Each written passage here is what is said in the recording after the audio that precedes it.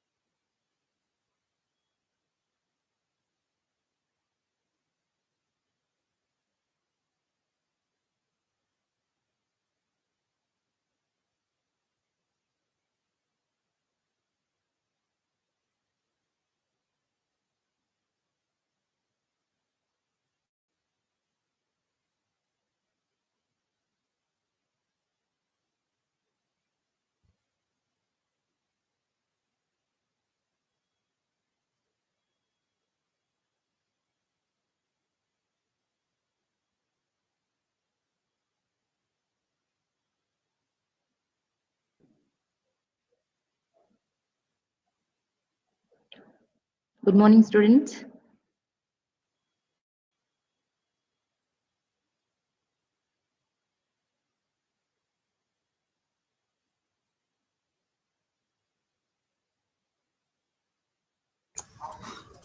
A very good morning to one and all.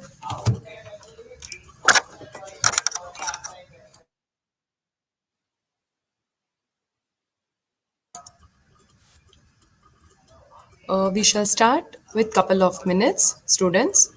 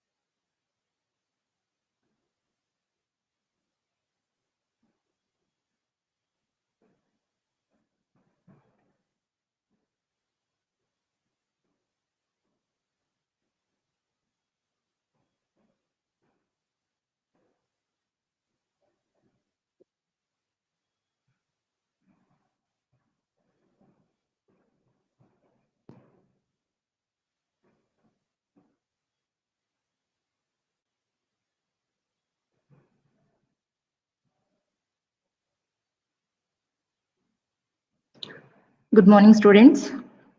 Mm, Happy New Year to all. So I'm Professor Rashmi Mothkur, course lead of Compiler Design and System Software course. So today I'll be briefing out the importance of this course. So this is a 4-credit course with 3 hours of theory and 2 hours of tutorial. Along with you'll be having a CDSS lab.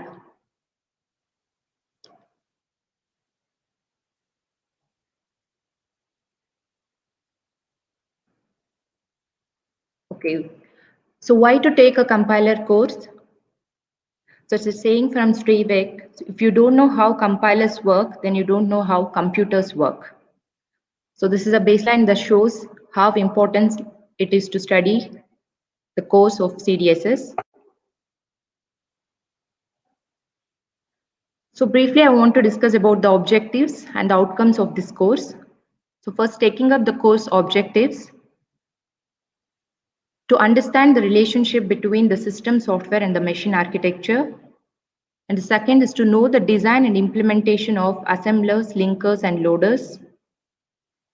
And the third, to learn the design principles of a compiler and various parsing techniques and different levels of translation. And you will learn how to optimize and effectively generate the machine codes.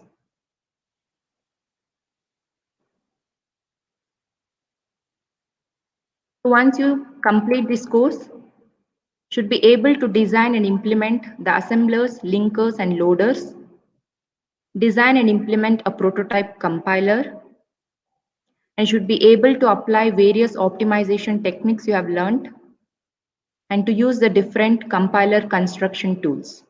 So here compiler construction tools can be a scanner generators or the parser generators. So basically this parser generator will take the CFGs, context-free grammars, already studied. So it takes that input and it gives the output to syntax analyzers. In the same way, the other compiler construction tool can be a scanner generator, where it takes specifications of regular expressions and gives the output to lexical analyzers. So why you have to take up this compiler course? You will be better able to write the correct code. So a compiler is supposed to correctly translate every valid program in its input language.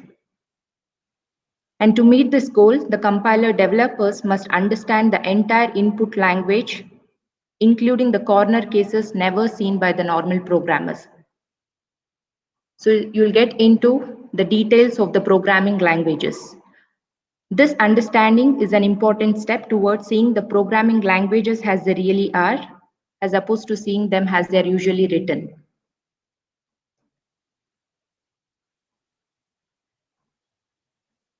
Next, you will be able to write the faster code. How? So by understanding a compiler, you'll end up with a very clear idea about which optimizations are in scope for a compiler and also which one they cannot do. So second, a compiler backends are connected to their target architectures. And of course, modern architectures are not remotely intended to be friendly targets for human assembly language programmers. But by understanding a compiler backend and why it generates the code that it does. So basically a compiler, what it does, it takes input has high level any programming languages and convert it into the machine code. So you will arrive at a better operational understanding of the computer architectures.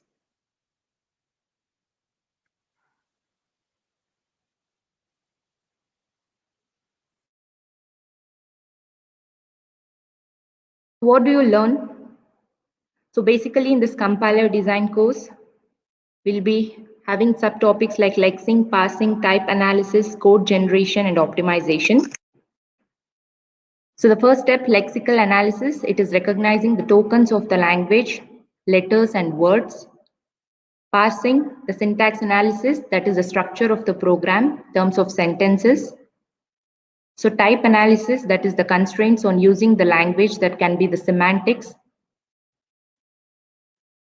And the last is the code generation and optimization.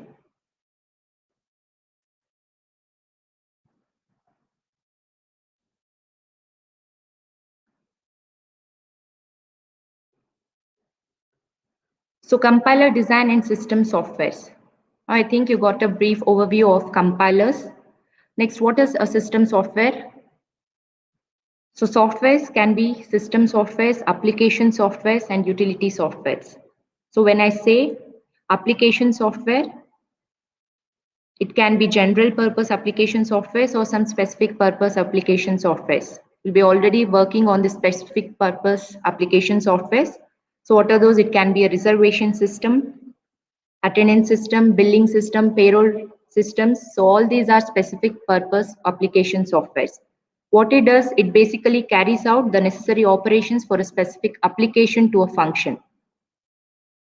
When it comes to general purpose application softwares, word processors, that is Microsoft Word, OpenOffice, presentations, the Corel, Lotus, Freelance, or you can have spreadsheets and image editors. So all this that comes under general purpose application softwares. But we'll be studying about the system software. So what is the system software? It controls the internal computer operations. We'll be having operating system, the language processors, device drivers, and basic input-output systems. That is, we will study about the assemblers, compilers, interpreters, debuggers. So what is loaders, linkers? So all the system software components will be studied in detail under this course.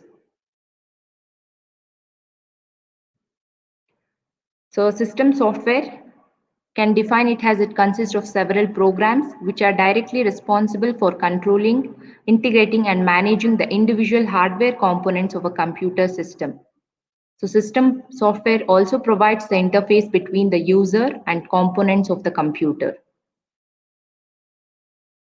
So these are the components we'll be studying: operating systems, compilers, assemblers, loaders, linkers, basic input-output systems, and the debuggers.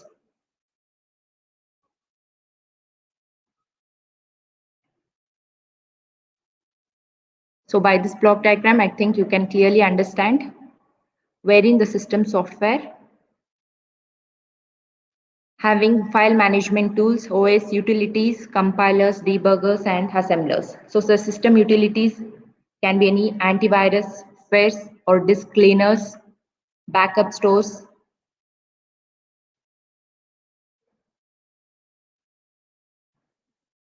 So coming to the syllabus of CDSS, the first module will be on assemblers. So where we'll study basic assembler functions and how the assembler can take the assembly level language and convert it into machine code. First actually generates the intermediate object code and then convert it into machine code. So we'll be studying on program relocation concepts, machine independent assembler features and some literals, and one pass assemblers, multi-pass assemblers, and their algorithms. So in the second module, we'll be discussing about the loaders and linkers. So basically, what does a loader does? So it's a part of OS that is responsible for loading the executable files into memory and execute them. So what does a linker does? It links and merges various object files together in order to make an executable file. So we'll study variants of loaders like absolute loader, bootstrap loader, and also algorithm link that is linked to linking loader 1. And we'll study on some machine independent loader features like automatic library search, linkage editors, and bootstrap loaders. And the next module is about the lexical and syntax analysis. So as we know, the Unix programmers often find that they need to understand the text and other structures with flexible but standardized format. So by using this lex and yak tools, these are basically tools by which we can build a parsing engine. So what does a parsing engine does? That processes the text according to the specific rules. So we can incorporate it to our application for everything from configuration, parsing right up to building our own programming language.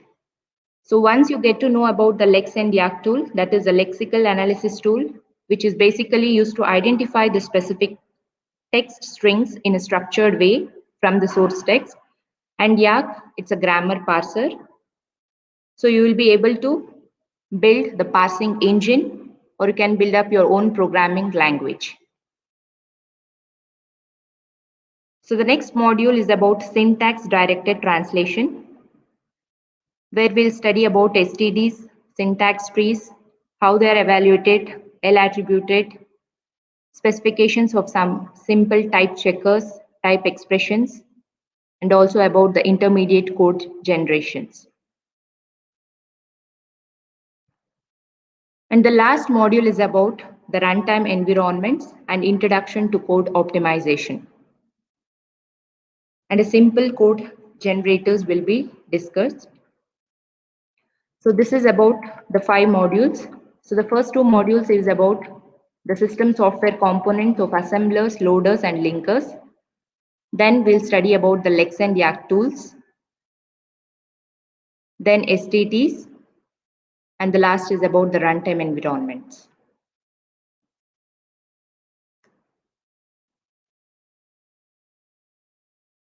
So these are the prescribed textbooks you can refer to. The first by Leland L. Beck for the system software, and the second textbook by Alfred Vallejo that basically discusses about the compiler's principles, techniques, and tools.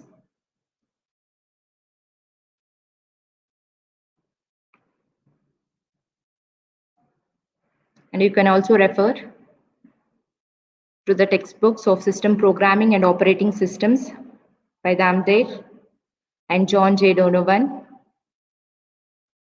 And for especially for second module, linkers and loaders, you can refer to John R. Levin.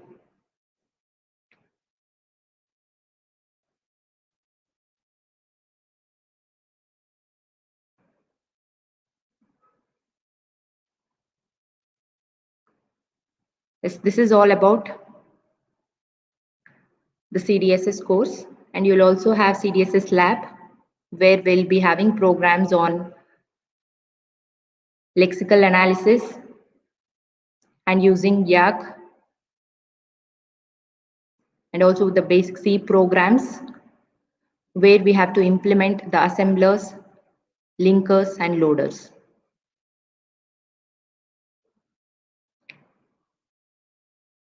Any doubts regarding this course?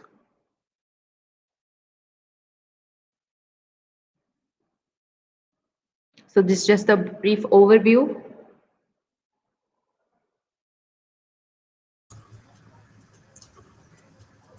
Thank you so much, Rashmi ma'am, for Thank giving you, the ma'am. overview of CDSS course.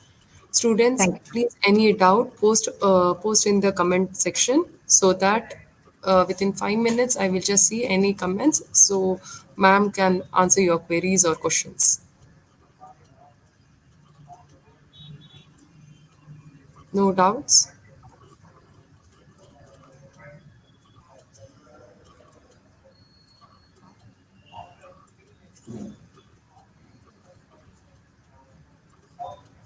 Thank you so much, Rashmi ma'am. Thank you, ma'am. Students, within couple of minutes, Aishwarya ma'am will be joining to give an overview of computer graphics course.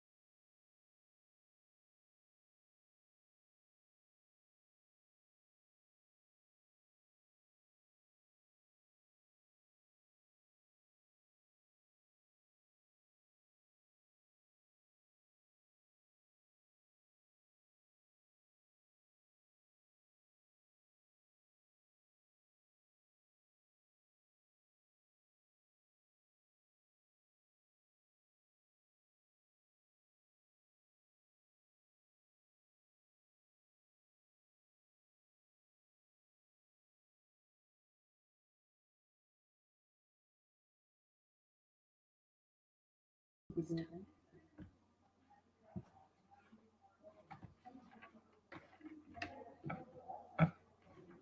morning. I am Professor Aishwarya Milan and I will be giving an introduction to computer graphics course. The course will be handled by Professor Chaya, Professor Bhargavi, Dr. Kudlu Balakrishna, Professor Renjita, Dr. Harsha, and by myself. This course is a core course with 4 credits, which includes the lecture hour and a practical session. So in the practical session, you will be implementing the concept which you have learned in the lecture hour. So let me go to the contents.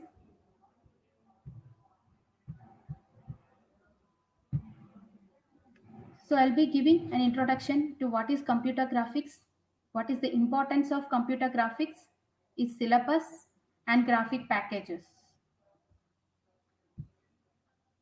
So, what is computer graphics? So, computer graphics means it is the creation, manipulation, and storage of geometrical objects and their images. So, here you will be studying how an object will be modeled and how that image will be appearing on the screen. So, display those images on screens or hardware devices. So, how you will model the image, model the object, and finally how it will be appearing on the screen. So what is that is only the computer graphics. So the thing is that here what you will be doing is that the mathematical model of the desired image will be converted into a set of hardware operations which will be applied on a graphics workstation which will produce the image. So that basic concepts you will be learning here. So next, what is the importance of computer graphics? So computer graphics helps to identify what are the underlying conditions exist in an image formation process. So whenever an image is forming, how that image is formed, that basic knowledge you will be getting through this subject. So, like illumination and geometric conditions that form the image, reflectance model for illumination estimation, basic geometric transformation like translation, scale, and rotation. So, like whenever you will be watching any movie, you will be interested animated movie. You will be interested to know how that object is moving. Okay, how that object is created, how that object is moving from one point to another point. So in that basics you will be getting here, and its importance also lies in the applications. So there are various applications of computer graphics that I will be discussing later. So next is a syllabus.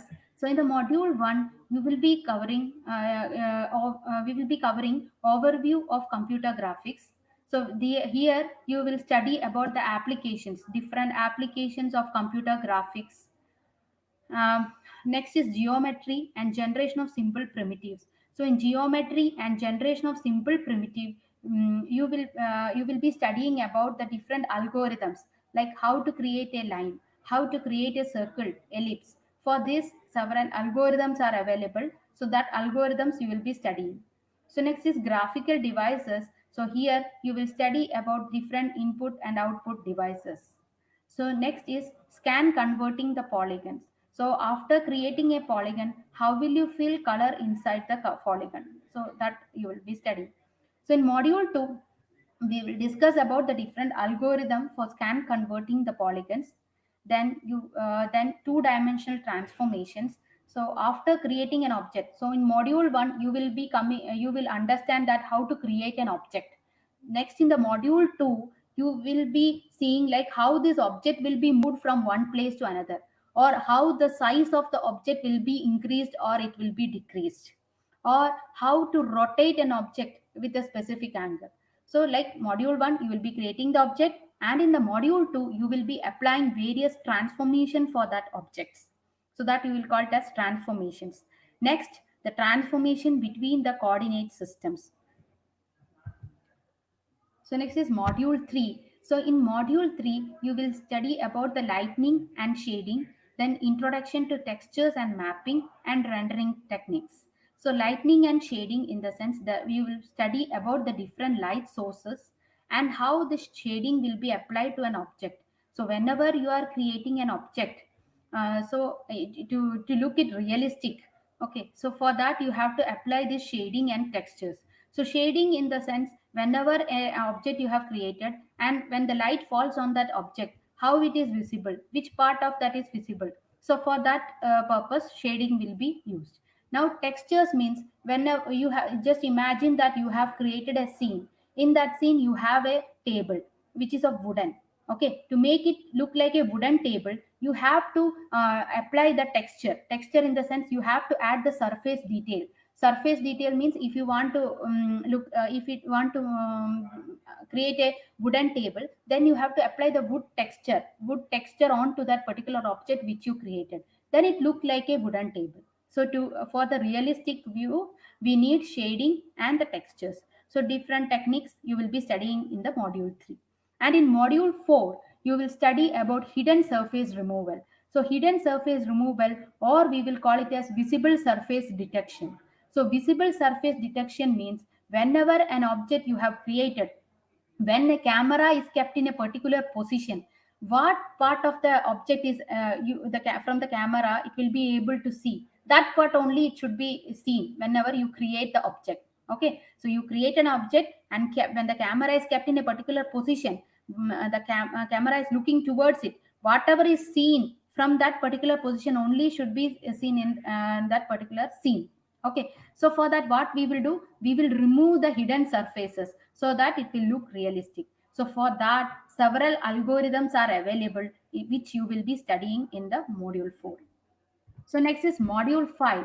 In module 5, you will study about animations, and also you will study about the curve and the surfaces.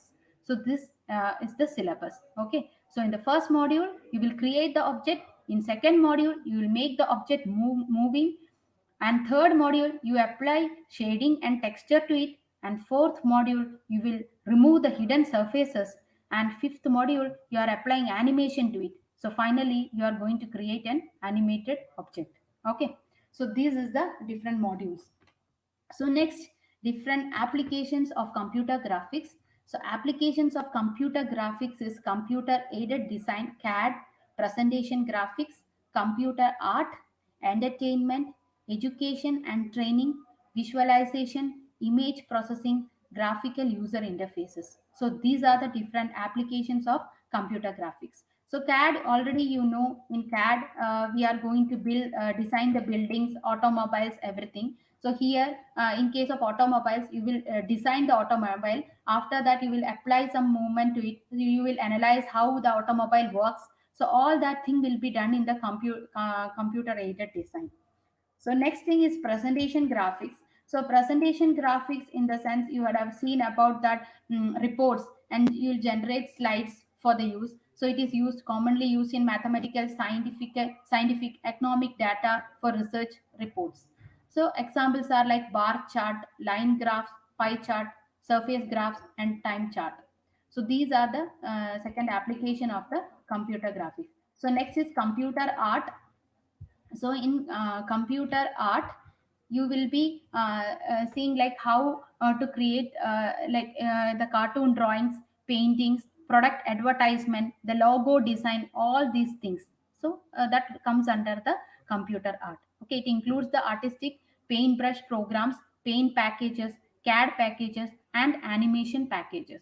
Okay, so it will design the object shape and specify the object motions. So that is the computer art. So next is entertainment. So whenever we are telling about entertainment, it means movies. So you would have already seen about the animated movies. So in the animated movies, you use in motion pictures, music videos, television shows. Okay. So how this animation happens. So there also, this is the basic thing.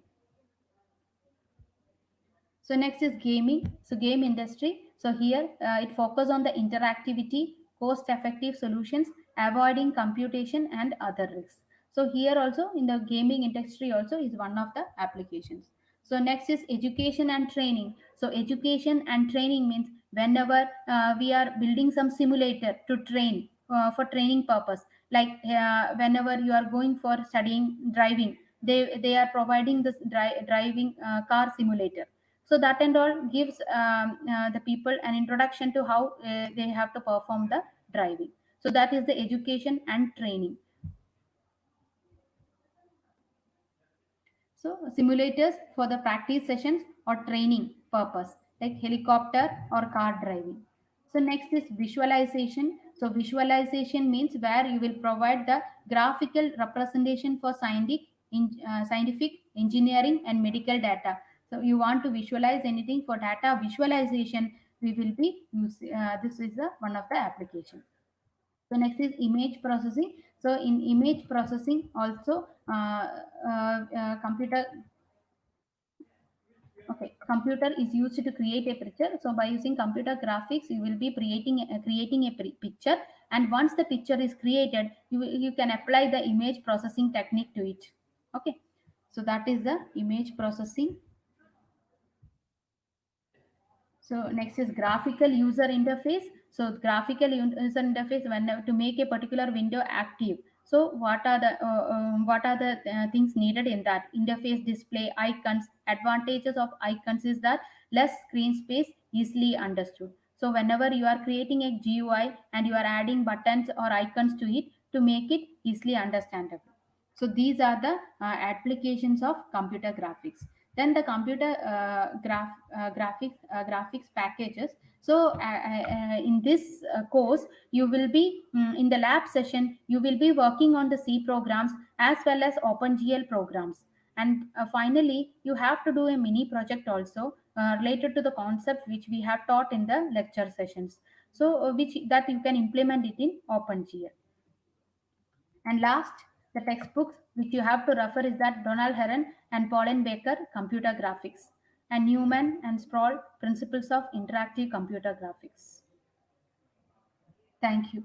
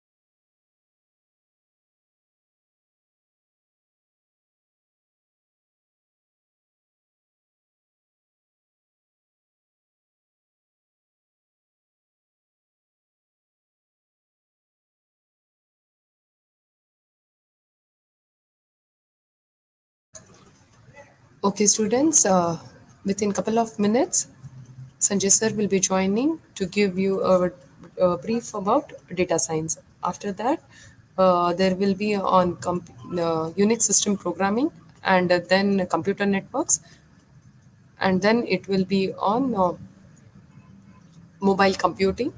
After that, deep learning.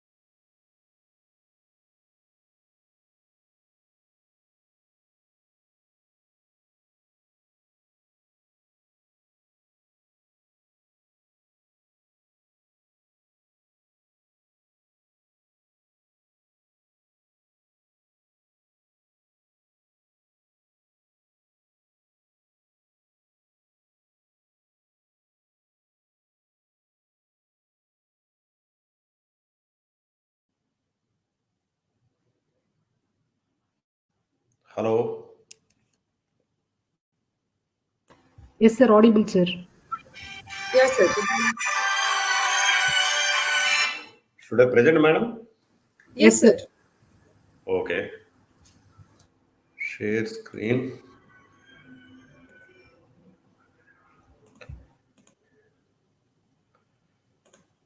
So you're able to see my screen? Hello? No, sir. It's not visible. Oh, is it? I'm sharing the screen. Are you able to see, madam? Yes, sir. Sir, It's yes, loading, sir. sir. Yes, Sir, sir. now Okay. it's done. Yeah. Should I start? Yes, sir. So students are there? Yes, sir. There are there. 112 students are there. Okay. Good morning, students. And my name is CVSN Reddy. I am working as an associate professor in Dayanand Sagar University.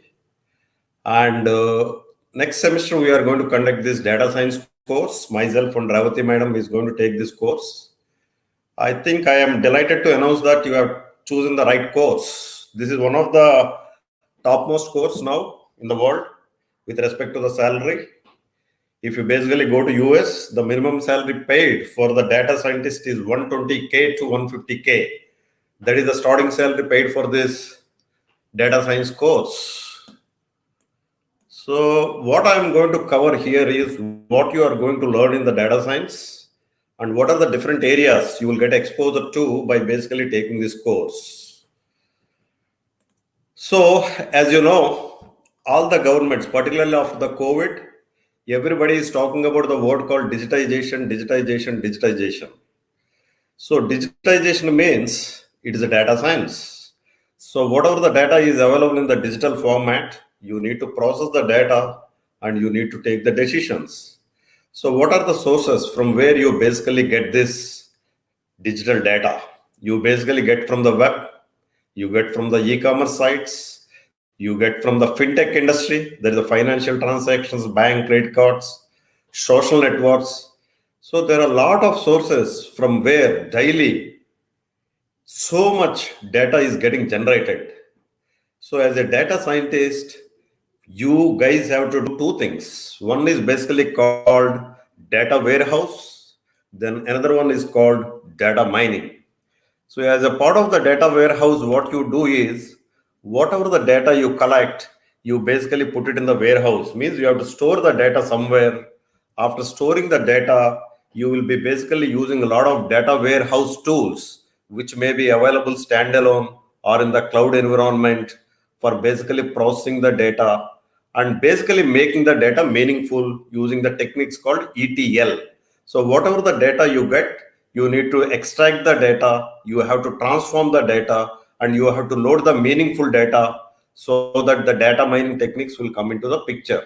So if somebody asks you what is the function of the data warehouse, what you guys have to tell is the purpose of the data warehousing is to extract the data, transform the data into meaningful data, and load it. You can load it in the database, you can load it in the flat file system, you can load it in the NoSQL database or SQL database, whatever it may be, or you can load it in the even Excel files.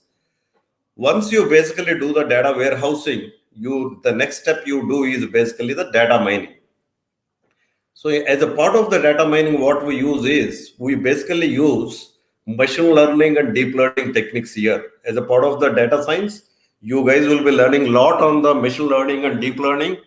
So we'll be using those machine learning and deep learning techniques to do what is called predictive analytics. So as a part of the data science, you learn about PPDD, prescriptive analytics, predictive analytics, descriptive analytics, diagnostic analytics. These are the four things we will try to focus on. And we'll focus more on predictive analytics using the machine learning and deep learning. So you will get extremely good exposure on the machine learning techniques, both in the supervised learning as well as in the unsupervised learning. So in supervised learning, you will learn about different machine learning algorithms like linear regression, logistic regression, decision trees, random forest, K nearest neighbors, naive-Bayes algorithm, support vector machine. So you get exposure to all these algorithms. And as a part of the unsupervised learning also, we'll try to focus on two algorithms, K means clustering and a priori algorithm. These are the two we'll try to focus. And as a part of the deep learning, we may be using ANN and CNN and RNN, depending upon the context of the data. Okay, the data can be, it may be a text data, it may be a visual data. It is basically a multimedia data, which basically contains images or regular text or any kind of data we will try to process using this data scientist tools. Guys, you guys can ask the questions. So this will basically talk about how much data this Google guys, Facebook, eBay, different companies will process per day. And as a part of the data scientist, you also need to get little exposure on the big data analytics. So as you know, the big data analytics basically deals with three things. V. That is the volume of the data. The amount of the data that will be available is very high. Velocity means the speed with which the data comes to the hard disk or anywhere is very, very high. And you will also get variety of data. It may be images or it may be it is basically a multimedia data you will get. So we need to focus a little more on the big data analytics. So you may get some kind of exposure to big data analytics tools as a part of this, like MongoDB, like maybe Hadoop, different kind of tools we may be using for basically processing the data. And as you know, all this data is stored in the cloud environment. So whatever the tools available in the cloud pertaining to the big data analytics, pertaining to the machine learning, we may be using the tools as a part of this course. It is one of the extremely important and very challenging course and also demanding course. A lot of demand is there for this course outside. The problem is we need to have a commitment from you guys. You cannot take this course easily because this course basically contains 50% theory and 50% hands-on. So you have to put a lot of effort on the hands-on. If somebody is thinking that they don't want to put too much effort on the programming side, this course may not be suitable for you. You guys should basically go and pick up some other course. This is fully a hands-on course. So you need to basically have good experience on we are going to make you to learn Python. And as a part of the Python, there are different packages called NumPy, SciPy, Pandas. Pandas is basically used for data analysis. So you guys will get extremely good exposure on the Python and also NumPy and Pandas. And as a part of the Python, we will also use machine learning package called scikit-learn. Scikit-learn is the library inside the Python, which contains different machine learning algorithms, whatever I told earlier.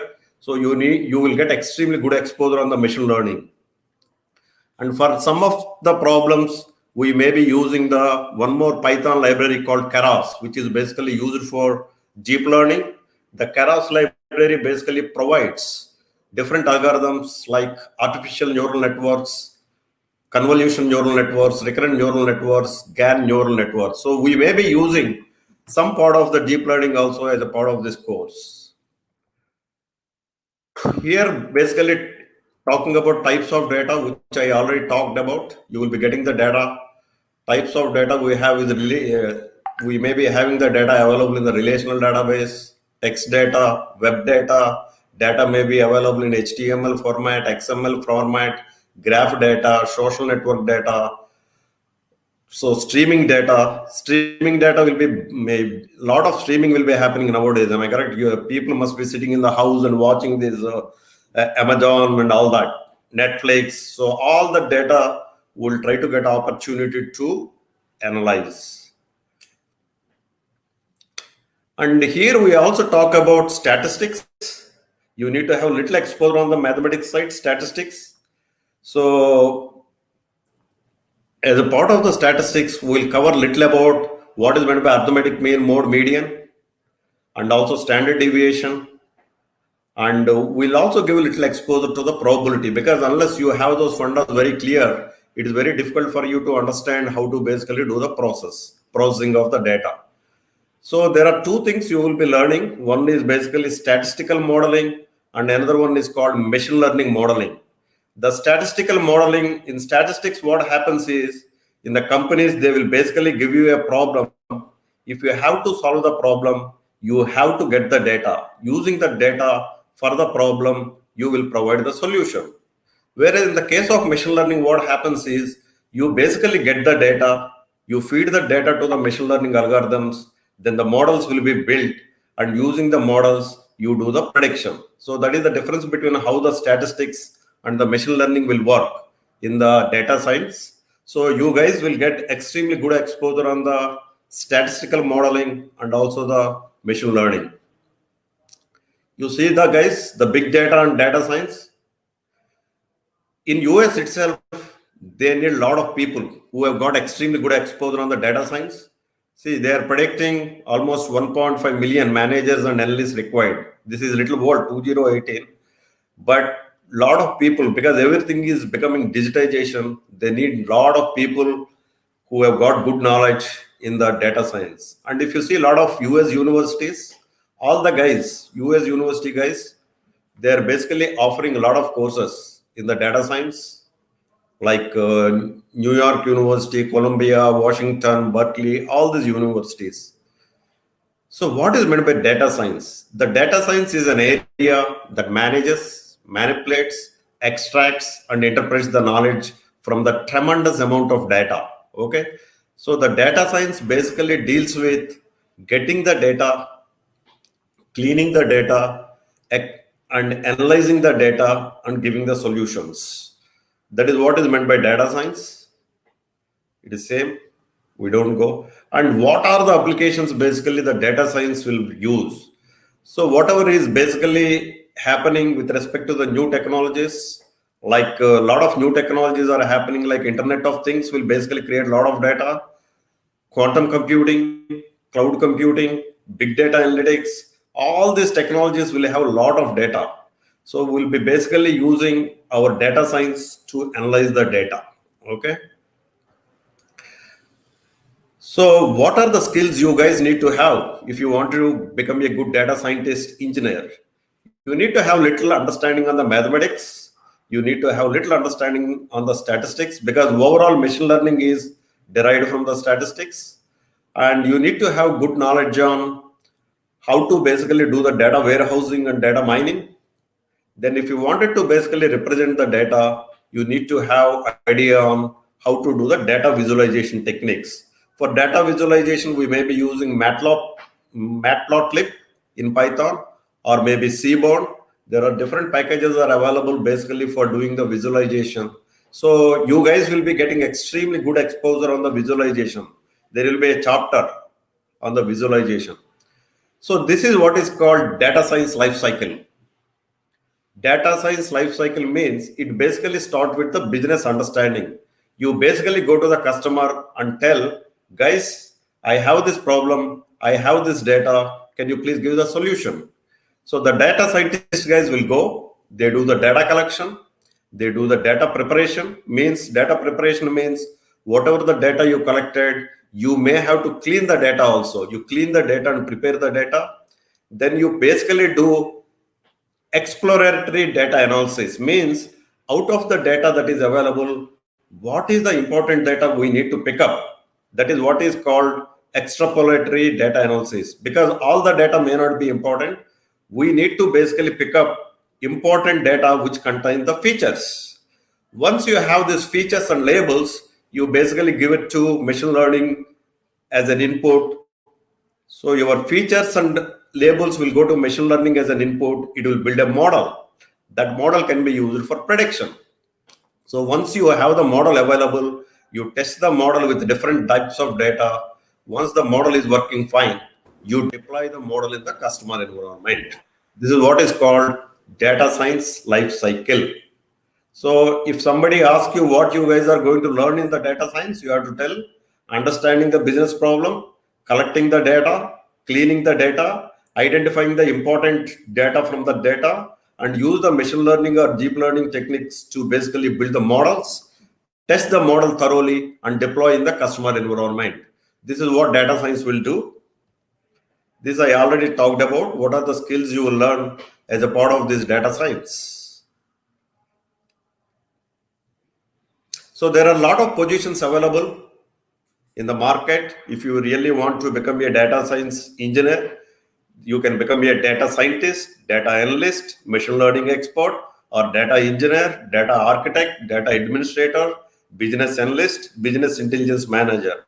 These are the roles available as part of the data science is concerned. And you guys must be seeing in the slide, the salary will be available for the data science guys from 95K to 165K. That is the salary available for the data science guys. If you basically do regular MS in US, if you get into the company, your salary may be around 40K to 60K. But whereas if you do data science, your salary will straight away start from 95K. It can go to 165K depending upon your capability and your skills and your business exposure in the particular domain. When I talk about the domain, that data science can be used in different domains like BFSI, banking, finance, securities, and insurance.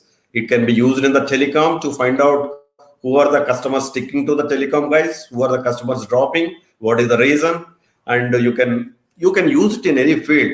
I don't want to talk about whether it is a BFSI or telecom or chemical or metallurgy or mechanical. In any area, you can use this data science.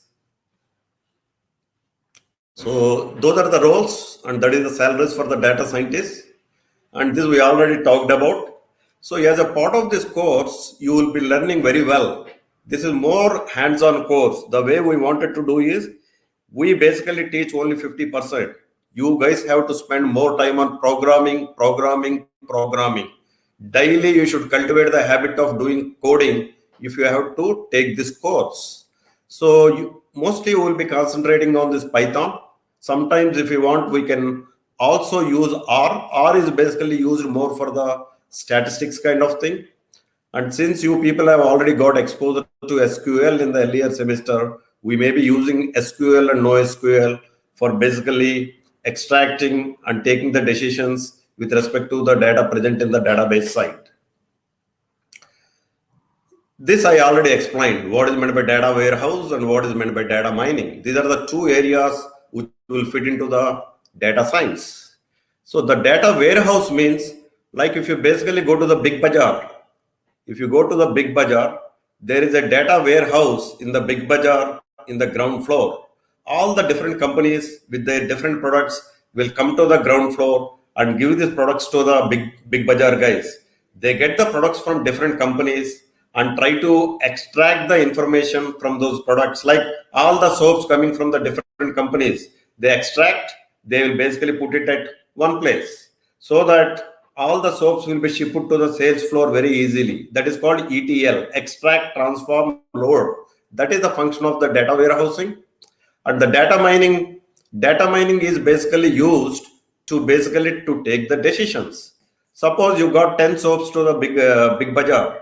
These 10 soaps will be shipped to the sales floor. Customers will come and buy, and automatically the number of soaps, once you buy at the POS terminal, point of sales terminal, the inventory will come down. Once the inventory comes down, automatically you will send a mail to that particular manufacturer of the soap saying that the soaps we have became less. Can you please send the soaps? And using the machine learning algorithms also, you can also predict approximately, depending upon the customer buying, how many soaps are required per day to be sent it here, per day or per week or per month to be sent it here. All those kind of decisions you can take by using this data science. Data science will contain this data warehousing, data mining, data visualization. And if you wanted to basically use this data warehouse and data mining, there are a lot of tools available. These tools are available both in the standalone mode, and nowadays we don't really use the tools in the standalone mode. It is very costly to buy these tools. So mostly all these tools are available in the cloud computing. You take Microsoft Azure, you take Google Cloud Platform, you take IBM, you take AWS. All these guys basically provide the tools required for doing the data mining and data warehouse. There are different tools available for doing the data mining, data warehouse, data visualization. Okay, so you can use any of these tools to do the processing of the data, to take the decisions on the data. So I just gave some examples of the tools available with respect to data warehouse and data visualization and machine learning here to get the feel of it. And as a part of the course, I told you, you learn about all these machine learning algorithms like linear regression, logistic regression, decision tree, random forest, and support vector machine, and a priori algorithm. A priori algorithm is basically used for recommendations. When you go and buy something on the Amazon, it will tell the guy who has purchased this particular item has also purchased something else. So the kind of recommendations can be given by this a priori algorithm. And you can also use principal component analysis algorithm for basically doing the feature engineering, dimensionality reduction. So you basically become very good with respect to the machine learning by taking this course. And as I told you, data science can be applied anywhere. It can be applied in healthcare, it can be applied in banking, finance, security and insurance, it can be applied in telecom. So whatever the area you talk about, data science will be there. That is the reason why they are paying a lot of money for this data science guys. Course contents, the way we wanted to the way the course we have designed is, we basically talk less and the students should talk more in this course. 50% of the course is theory, 50% of the course is lab. So you need to cultivate the habit of doing the daily programming if you wanted to take this course. And you will also give some assignments, and you also need to do one small capstone project as a part of the course. And we are also trying to see how to make sure that you guys can do 1 or 2 data science certifications, either from IBM or any of the cloud providers like Google Cloud Platform or AWS or IBM or Oracle, anywhere. You need to do some 1 or 2 certifications also as a part of the course, and you may have to do one Python certification. And the software we use here is Python, NumPy, Pandas, Scikit-learn, Keras, Matplotlib, and Seaborn. And you will also get little exposure to the statistics, where we'll try to use Microsoft Excel. How to use the Microsoft Excel to find out the arithmetic mean, mode, median, or quartile deviations.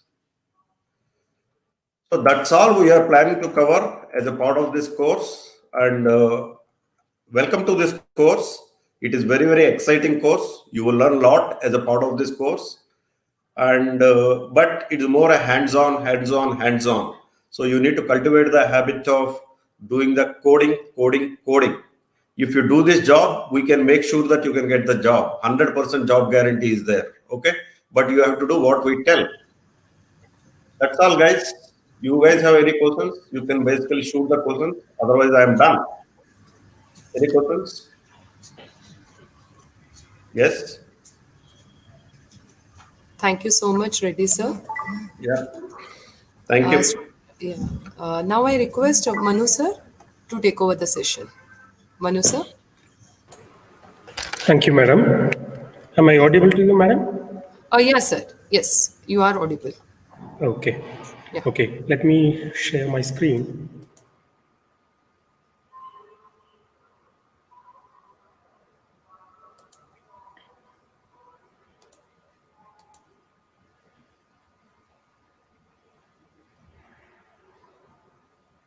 I think my screen is visible. My StreamYard is showing. Yes, sir. It is visible. You can go ahead. Yeah. Yeah, it's visible, right, ma'am? Yes, sir. Yes, sir. Yes. Yeah. Thank you so much. Good morning, students. I'm Dr. Manu Elapilla, Assistant Professor in the Department of Computer Science and Engineering in TSU. So, all of you, once again, welcome to the 6th semester. A very important semester. You'll be learning a lot of important subjects in this semester. So another subject in this semester is Unix system programming. The course code is 16 CS309, and myself and Rashmi madam, Bhargavi madam, and Renuka Madam and Manoj Kumar sir. These are your teachers. We'll let you know in short time who will be exactly teaching your section. And the objectives of this Unix system programming course is to understand the fundamental design of Unix operating system, and the Unix to become familiar with the Unix environment.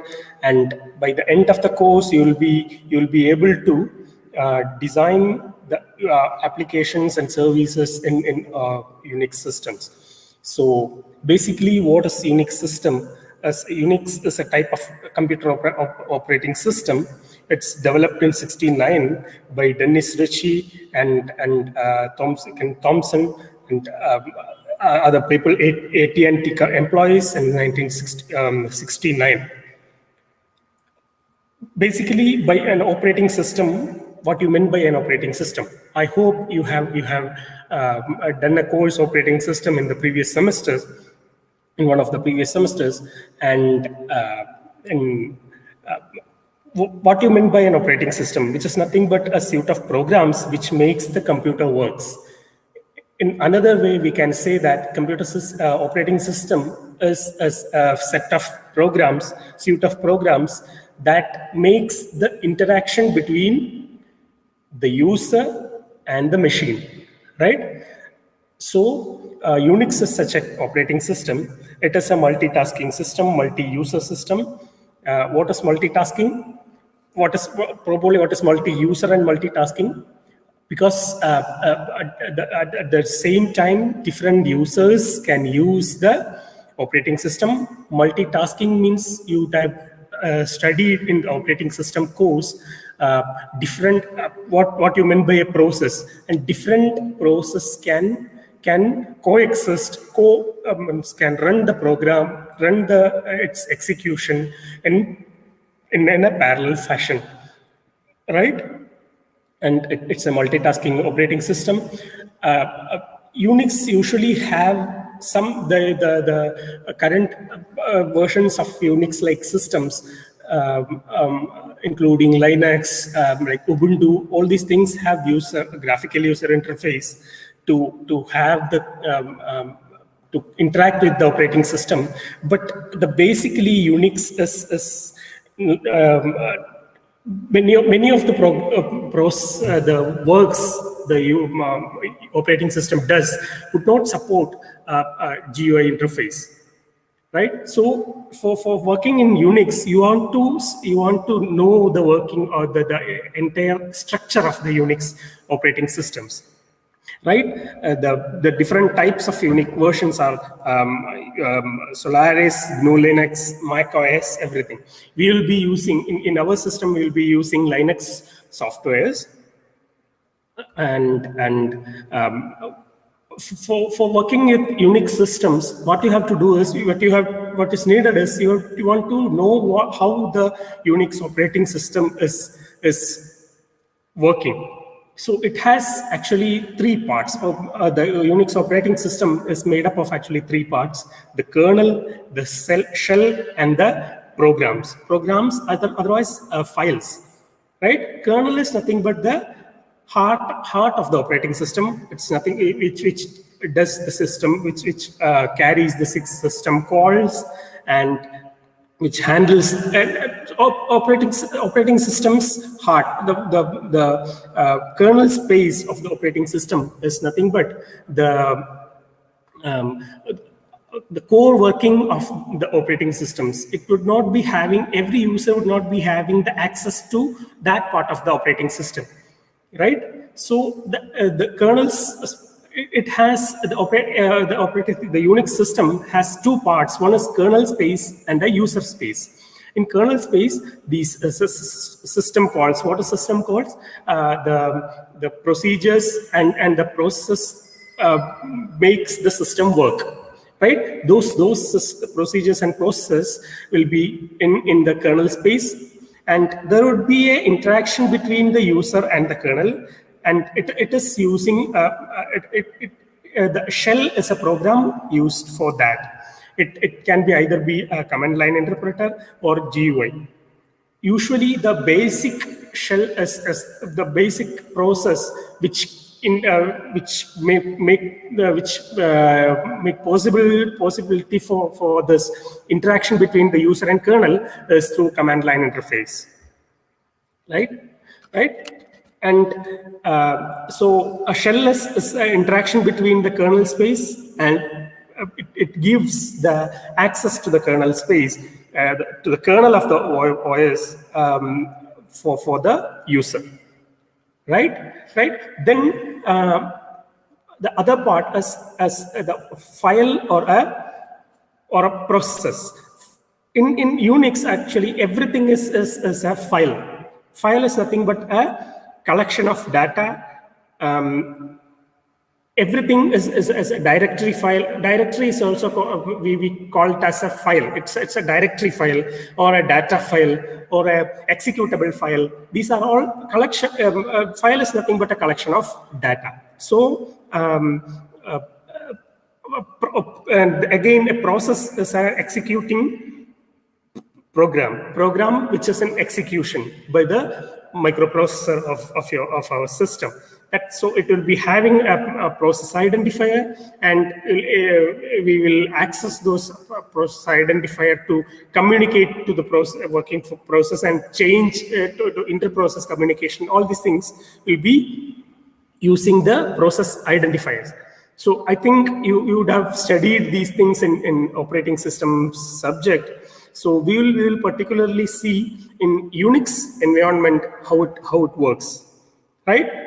So and next one is a directory structure, and in Unix it's a file system is there, a file structure is there, unique file structure is there, and it like an inverted tree, and it has the topmost directory is this is called the root directory, which is depicted as a slash. So it's the root directory. From there we'll be having a home directory. So everything, when you switch on the Linux system, you will be entering to the home directory of the in Linux, which is nothing but a subdirectory of root directory. In the same level, there are other directories, temporary directory, user directory, and executables. All these things are there. We'll see one by one how these files are organized, how we can, which file directories are accessible to the users when in from the user space. All these things we'll see. So this is about an overview of a Unix system, and let us see the syllabus, the entire syllabus of Unix system programming course. It's a 3-credit course. I hope you can see the syllabus here, and we'll use these two textbooks. Maurice Batch, The Design of Unix Operating System, and Unix System Programming Using C++ by Terence Chan. And in module 1, we'll see an overview of what is the Unix what is Unix, and what is basically these Unix-like systems. All are developed using C language. Entire code is written in C language. So you will see the ANSI standards, and also I have told you, we call it as Unix-like systems. Unix-like systems, which is like Linux, Mac OS, Sun Solaris. All these things are Unix-like operating systems. So there are different operating systems, and these are all different types of operating systems. So there is a need for a standard. So then otherwise different manufacturers will make different designers will make, developers will make different types of operating systems which will not be compatible for the different devices. So in Unix there should be a standard so all the operating system developers follow those standards. It is actually, the standard is IEEE 1003 and its subgroups, right? It is actually called, in usual scenarios, it's called POSIX, right? So we will see those standards and entire overview of this Unix system in one first module. Then we particularly see in module 2 what are the files, how the file can be accessed, and the different file access techniques. All these things we will see in module 2. And in module 3, you will be seeing Unix processes, or a process and memory layout of a program, and memory allocation, how this memory allocation is happening, and this kernel support for process, all these things about process. And in module 4, we will actually see process control and signal process identifiers. Actually, this process control means this fork, vfork, exit, wait, and these are some functions which is used to do the process control. For example, if you are running a process, you can create a child process from that process, and you can do a communication between this process and its parent. Fork is a function used to create a child process from a running process. We'll see such all the process control techniques and others in module 4. And in module 5, we will be seeing the inter-process communication, like using, it is actually pipe, we call it in Unix environment, we will call it as pipes. We will use pipes for inter-process communication, pipes, message queues, and semaphores. We will see that inter-process communication means two processes are running in a run by a microprocessor. Then we can transfer data between these two processes. And in client server model, or we'll also see client server model, we will do socket programming. And also, along with this course, we will be having one laboratory course also, Unix and network programming laboratory, networking and Linux programming lab. Let me show you. Yeah, networks and Linux programming lab. It's a 2-credit course. In that, we will exactly see, we'll do the socket programming, and also socket programming in the sense we'll do the process communication between using connectionless sockets like TCP, and the connection-oriented sockets TCP, and connectionless socket UDP. All these things we'll be seeing, and these things we have studied in these 5 modules in Unix theory course. We'll do some programs in some 6 programs we will do in that lab for Unix and Unix system programming. Then some other program lab exercises that we are doing will be based on networking. So networks. Computer networks. So for that, what we will do is we will use a network simulator. Network simulator is nothing but a tool, a software used to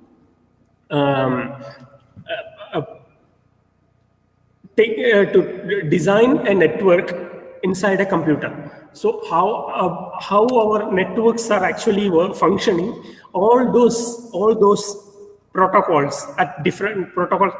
I think you will be learning computer networks in this semester only. So you will be studying the layered architecture of a computer network at different layers. What are the protocols there? How computer networks work, and what are the protocols required to communicate from one device to another. Suppose I'm using one computer here in our campus, and all of you are listening to me by sitting in your homes, right? So how it is possible? The data which has been generated in my computer has been transferred to your computer. How it is possible? It's possible through networks. So I'm connected, my laptop is connected to a wireless LAN cable, and that will connect, that in turn connect to a global internet, and your system is also connected to an internet, either through a mobile hotspot or through a Wi-Fi or through a LAN, right? So from end-to-end communication, how this is happening, there are different protocols and hierarchies, layered architecture is there. So you'll be learning all these things in computer networks course. So how the working of a real network, we will make a simulation of that in our system. For that, the softwares are there. It's called network simulators. We will use particularly NS2. NS2 is Network Simulator 2.35 actually. So NS2 is a network simulator. We will do programs in three or four exercises in NS2, and if time permits, we will see. You also study, I think, as a part of computer networks, you also study about Internet of Things as the 5th module or something. If so, we will also try to give you exposure to Internet of Things and how this the sensor networks, sensor nodes are working, and what protocols it uses, what are the specific simulation tools available for that, and there is a virtual lab situated in France. We'll try to give some exposure for you to Internet of Things if you're studying that as part of your system, as part of your course. So that's about this the subject USP and also the lab, USP and networks lab.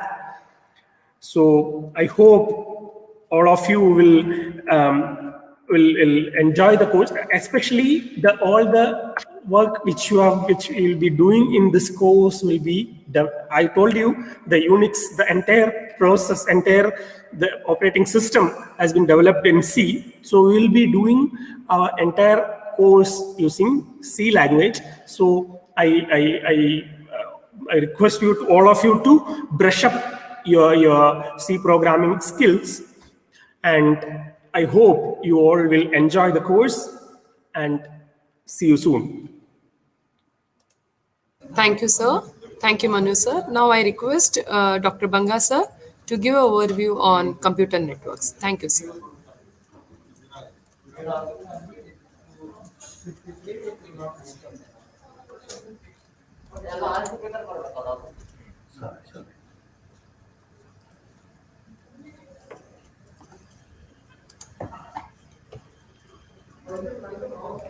Good morning. Am I audible? Yes, sir, you are audible, sir. Okay. Good morning, everybody. How many are there, Professor Bhargavi? Sir, there are 100 students, more than 100 students, sir. Oh, only 100. I think I Yeah, thought only not more. 100, sir. Others didn't. Yeah. Okay. I thought no. Entire 6 semesters is there. Yeah. All right then. I see many of colleagues, Professor Rupashri, Dr. Manu has just now concluded, then Dr. Manali. Okay, good. By the way, in this tool, how to share the screen is there. Okay, because I'm for the first time using this particular tool. It's all right. I can do that, I believe. Yeah, right. Okay. I understand that around 100, say 600 students. It's good. We will have one short introduction to computer networks. Good that Professor Dr. Manu has already given a short introduction to networks as well. I should thank him because some part of the networks he has covered, and further the lab for computer networks is part of the networks and USP lab. And there was a reason why we combined these two. Going forward, I will just let you know as to what was the thinking behind combining the Unix System Programming Lab with the Computer Networks Lab. Okay. Having said that, now let me start off with the generic term called communication. Communication is so very important. Our day starts with, say, probably with the communication. Every day, as and when we come to the office or even at home, now of course, working from home is out of the day. First thing you do is to check your mails, and then news items you'll go through. Then some of the financial transactions you may do in the course of the day, and there may be some approvals, there may be some leaves to apply. In almost all the organizations, all these are available on your system, and all these are available on your system only because of the evolution of communication that has happened over period of time. I would say right from 1876 onwards, a lot of developments have happened in the area of communication and communication networks. And today, without no smartphone, without no say touching your or using your phone, nothing works, and it has become integral part, I would say, and without which we will not be able to probably carry out our day-to-day activities. So communication become so very important, and without that, our daily working will not say happen at all. Okay. Now, having said that, this is only to give you brief introduction as to how important communication is.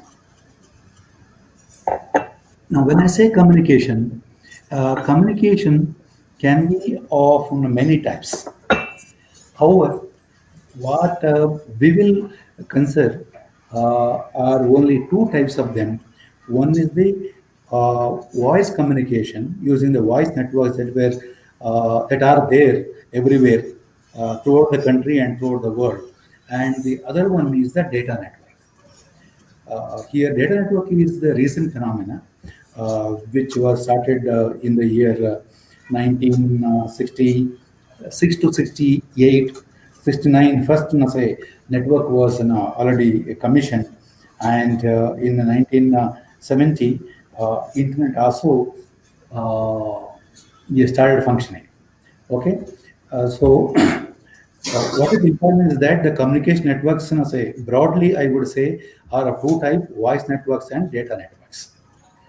Okay, voice networks, as you know, started with Alexander Graham Bell in 1876, and then the Bell Lab was started in 1880. These are some of the historical phenomena which we should know, and hence the telephone network was started functioning in almost all the countries, I would say. Maybe in India it was started a bit late for whatever reason, which most of us are aware. Now, in the current scenario, if you see, we have got voice networks all over the places, and data networks, of course, we do have in organizations, business organizations, educational organizations, and other small organizations as well who can afford to it. Now, the main difference between data networks and voice networks is that in data networks, only data will move from one place to another place in that communication network. Whereas in the case of voice network, it's basically, as the name itself goes, it is the transmission of voice from one place to another place. Then the doubt arises whether we can or we cannot use voice networks for data transmission. Yes, we do have such facility. In fact, the idea was, why not make use of the voice networks which was already established all over the world, and that's how the concept of putting data over the voice network also started happening. Okay, and now the current trend, if you see, it is not just voice over on the voice network. We have got data being sent. Even on data networks, voice is also sent. Okay, it started out with the voice over IP. One of the in applications that now we have where voice is sent over the data networks. Okay, so voice networks and data networks are the two different types of networks that we have, and from the historical perception, and we can send that data over voice, and even we can transmit voice say over the data. That's how it is. Of course, I have not given complete details. I just give you some historical facts, which of course we should know. Now, coming to the placement of this course in the 6th semester. Why it was done that way? Why not it was taught in the previous semester? That also you may have doubt. There are some reasons as such. Okay, most of you have had data communication as one of the elective course in the 5th semester. It is only to give the foundation of computer networks for those who want to become specialists in computer networking. Okay, there are a few things which we will not cover in computer networks, which can also be called data network. Okay, where many things we probably will touch and then go. We will not get into the details. In fact, I will come to the syllabus part of the course as well. In the second module, you have physical layer, meaning the hardware that is required for you to implement a computer network. Okay, that has been dealt with in great detail in data communication, and hence that will be useful to those who want to make a career in computer networks. Okay, that's one thing which probably we will not take up in great detail. And with that introduction of data communication in the 5th semester, the 6th semester will become easy for only those who have taken that elective in the 5th semester, and I think you can explore much more on the networking area. Okay, and in the 6th semester you have the computer networks. The main reason being that the OS and computer networks should not say go hand in hand. The reason being that to implement networks and the corresponding part of the system software, we require OS very much.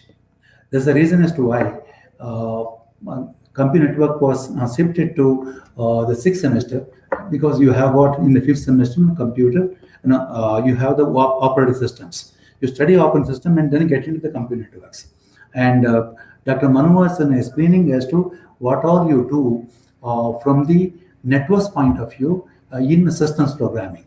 If you want to try to implement a few applications of networks, you do require the help of OS.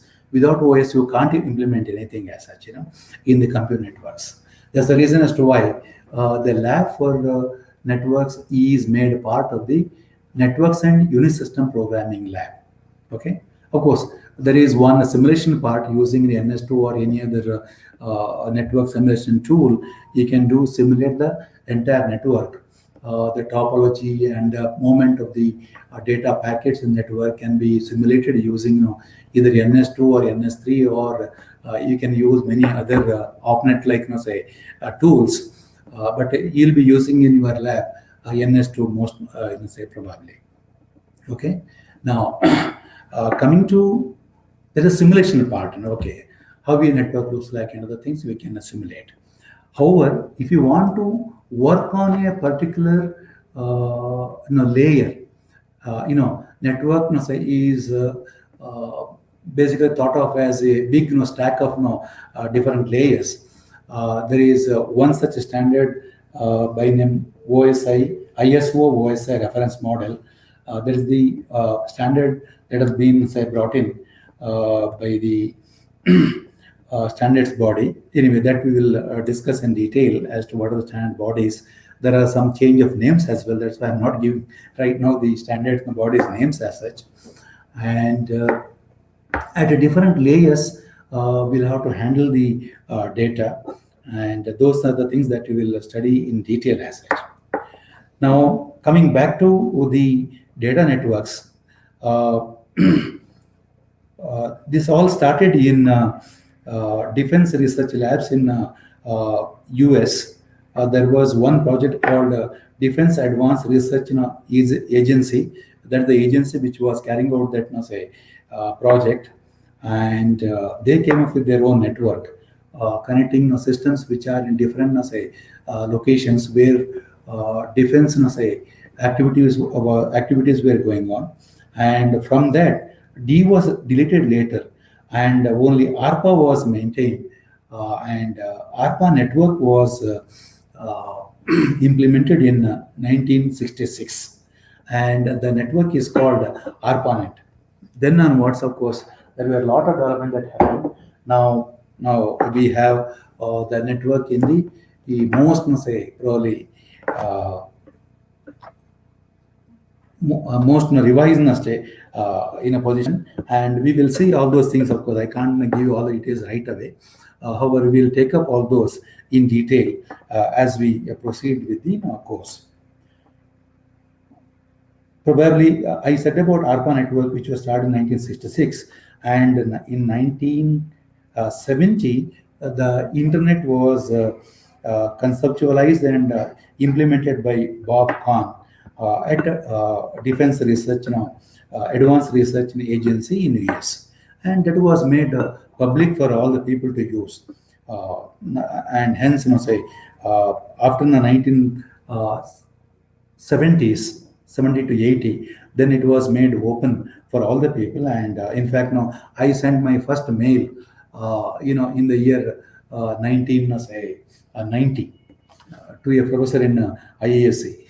Okay, that's how so I got into emailing facility on the network long time back, I should say.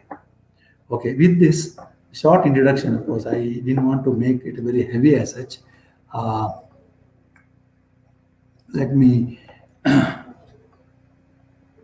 take you through the syllabus part. I don't know whether it is the right one. No.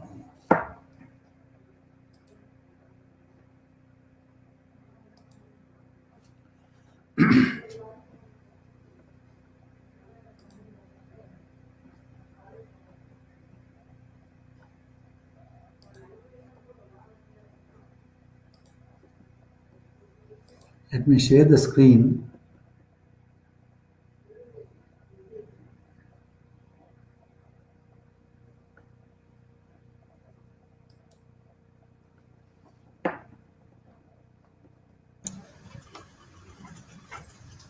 I think I will require Professor Bhargavi's help here. Yeah, sir, but you need to press it on share so that I can add to the stream, sir. Share, right? Yeah, you just share so that here I can add to the stream. You press it I on. have shared. I have shared. Just check. I No, have sir. already opened the PDF with all the details of the syllabus. No, sir. Here it is not coming, actually. It's not coming, right? Yeah, So because rest all have shared, no? So I have added to the stream and it was there. then what I will do is to send you the file. That I think is better. Yeah, yeah. Okay, no problem, sir. You can send me, I can share from my. Yeah, yeah. Yeah.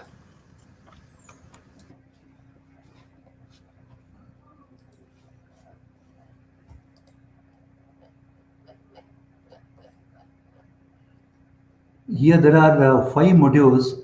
As I start sending the mail to Professor Bhargav, let me discuss that. Yeah.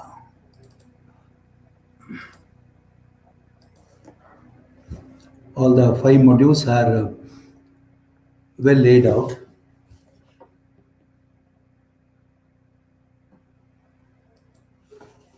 Professor Bhargav has sent, just check that. Yeah, I will just check, sir. Yeah.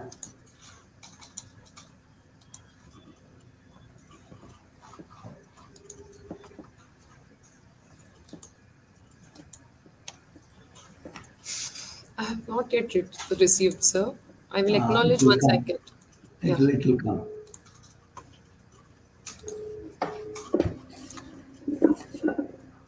Yeah, sir. Yeah, In it has that, come, right? yeah. Yeah, you have to go to the sixth semester on a syllabus. Okay.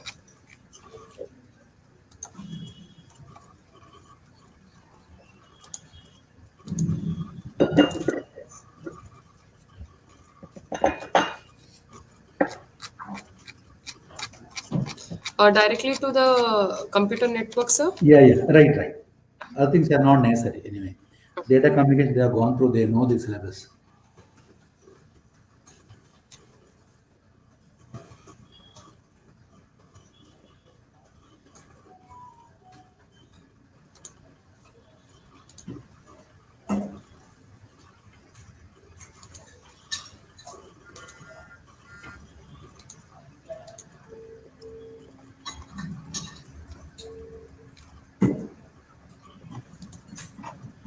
So, is it visible?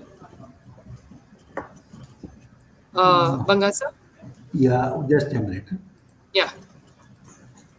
Okay, yeah, I'm able to see that. I think now others Yeah. also will be able to see. Yeah.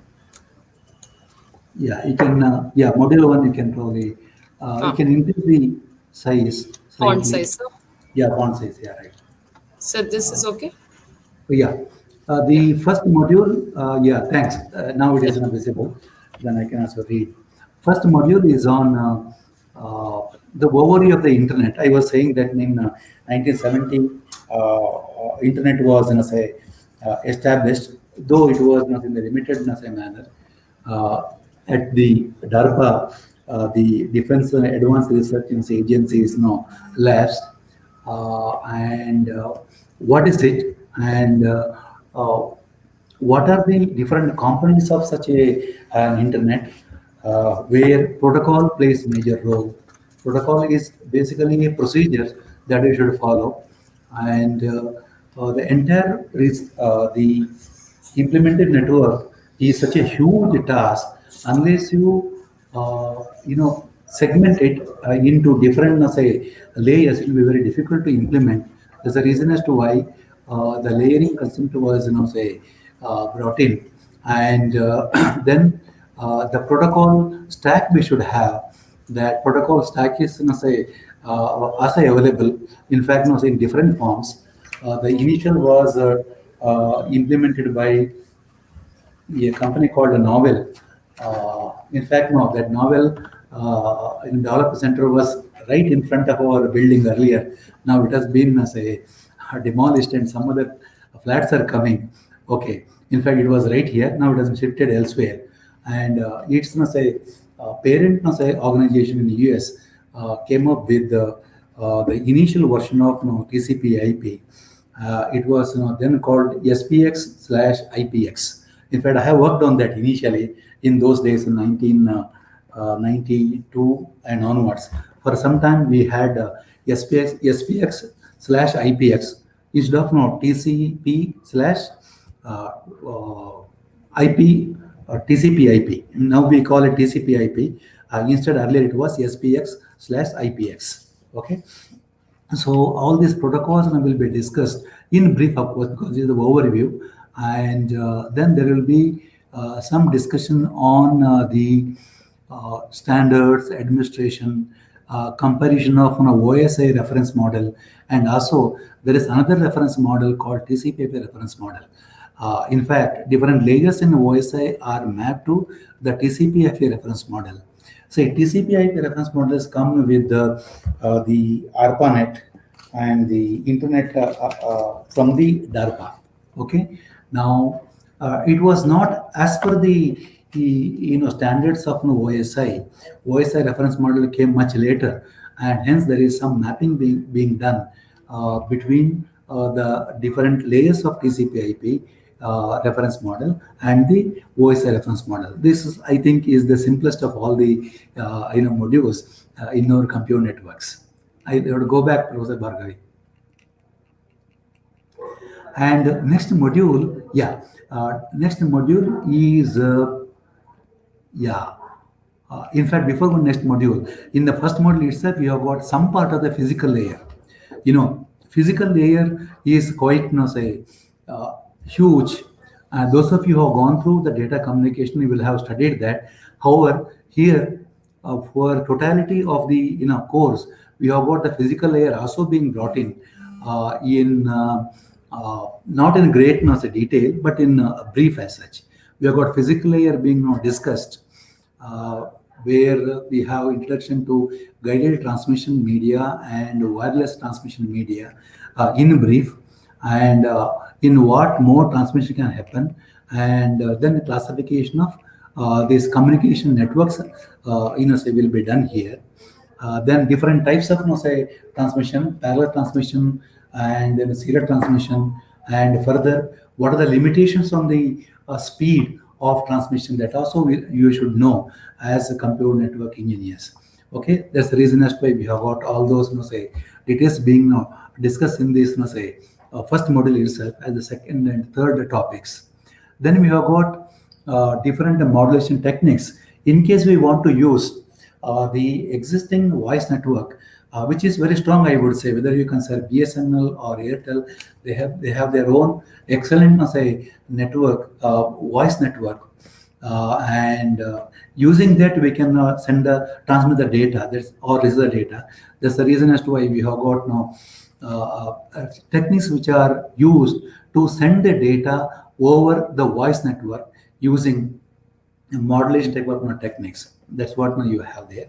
And then we have got the data link layer, which is the second layer in the voice reference model. Its details are being given in the last topic in the first module. Then we come to second module. I'm just giving introduction to different modules.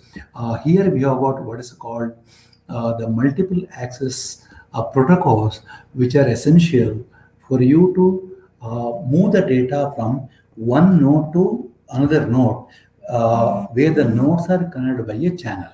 This channel could be a physical cable, or it could be wireless channel as well. Now, if you want to communicate between two nodes connected by a medium or a channel, now how to do that?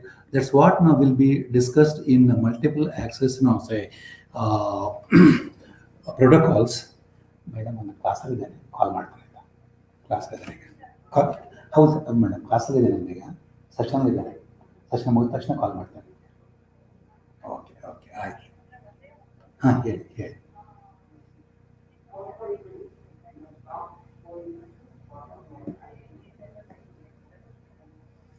ಅಲ್ಲ, ನಾವೇನು ಮಾಡೋದು ಗೊತ್ತು, ಎಲ್ಲ ನೋಡ್ಕೊಂಡು ಮಾಡಿದ್ದೇವೆ.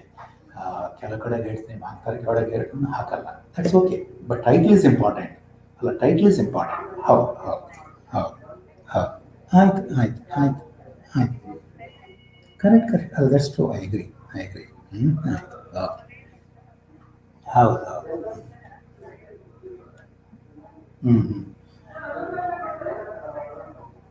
ಆಯ್ತು. Okay. All right. Okay. All right. ಕಳಿಸ್ತೇನೆ. Okay. Oh, sorry for the side talk, because there was a call from the control of examination regarding the convocation. Sorry. Okay. Now, the medium access protocol is, as the name goes, which will tell you as to how to use the medium which connects to nodes in network to transmit the data and receive the data. That's what it is all about. We will have different protocols there that we will be seeing in detail.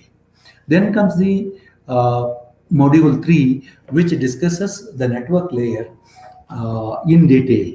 Here we will have different protocols which will help you to move the data from one node to another node, where the nodes are not directly connected by a medium. They may be distance apart.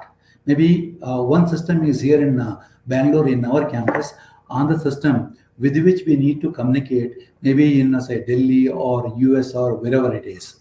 meaning the nodes are connected by very large number of intermediate nodes. Okay. Now, in such cases, in such a scenario, if you want to have end-to-end transmission of data, how do you do that? That's what is all about the topics that are given in network layer. We will see that. And here we'll also study as to what are routers, why they are required, and what are their functionalities. Those are the things that we will see here in detail. In fact, devices are so important in networks. We call them network devices. How to design the network devices with some speed. All those things are, of course, quite interesting. We may touch upon them a little bit. However, how the data is transmitted from one node to other node in a scenario where the sending and receiving stations are distance apart. That's what we will study here in the network layer. And then comes module 4, which is dealing with the transport layer. Transport layer is the one which we will connect two systems which are, of course, far apart. Okay. Yeah, considering the application that you have got at hand.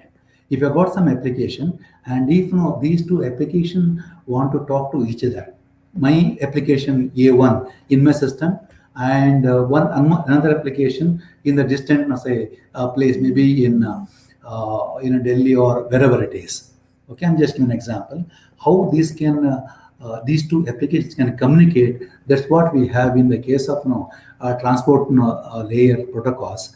We have got TCP and UDP. These are the two protocols that we have got in transport layer. Okay, we will study these things in detail.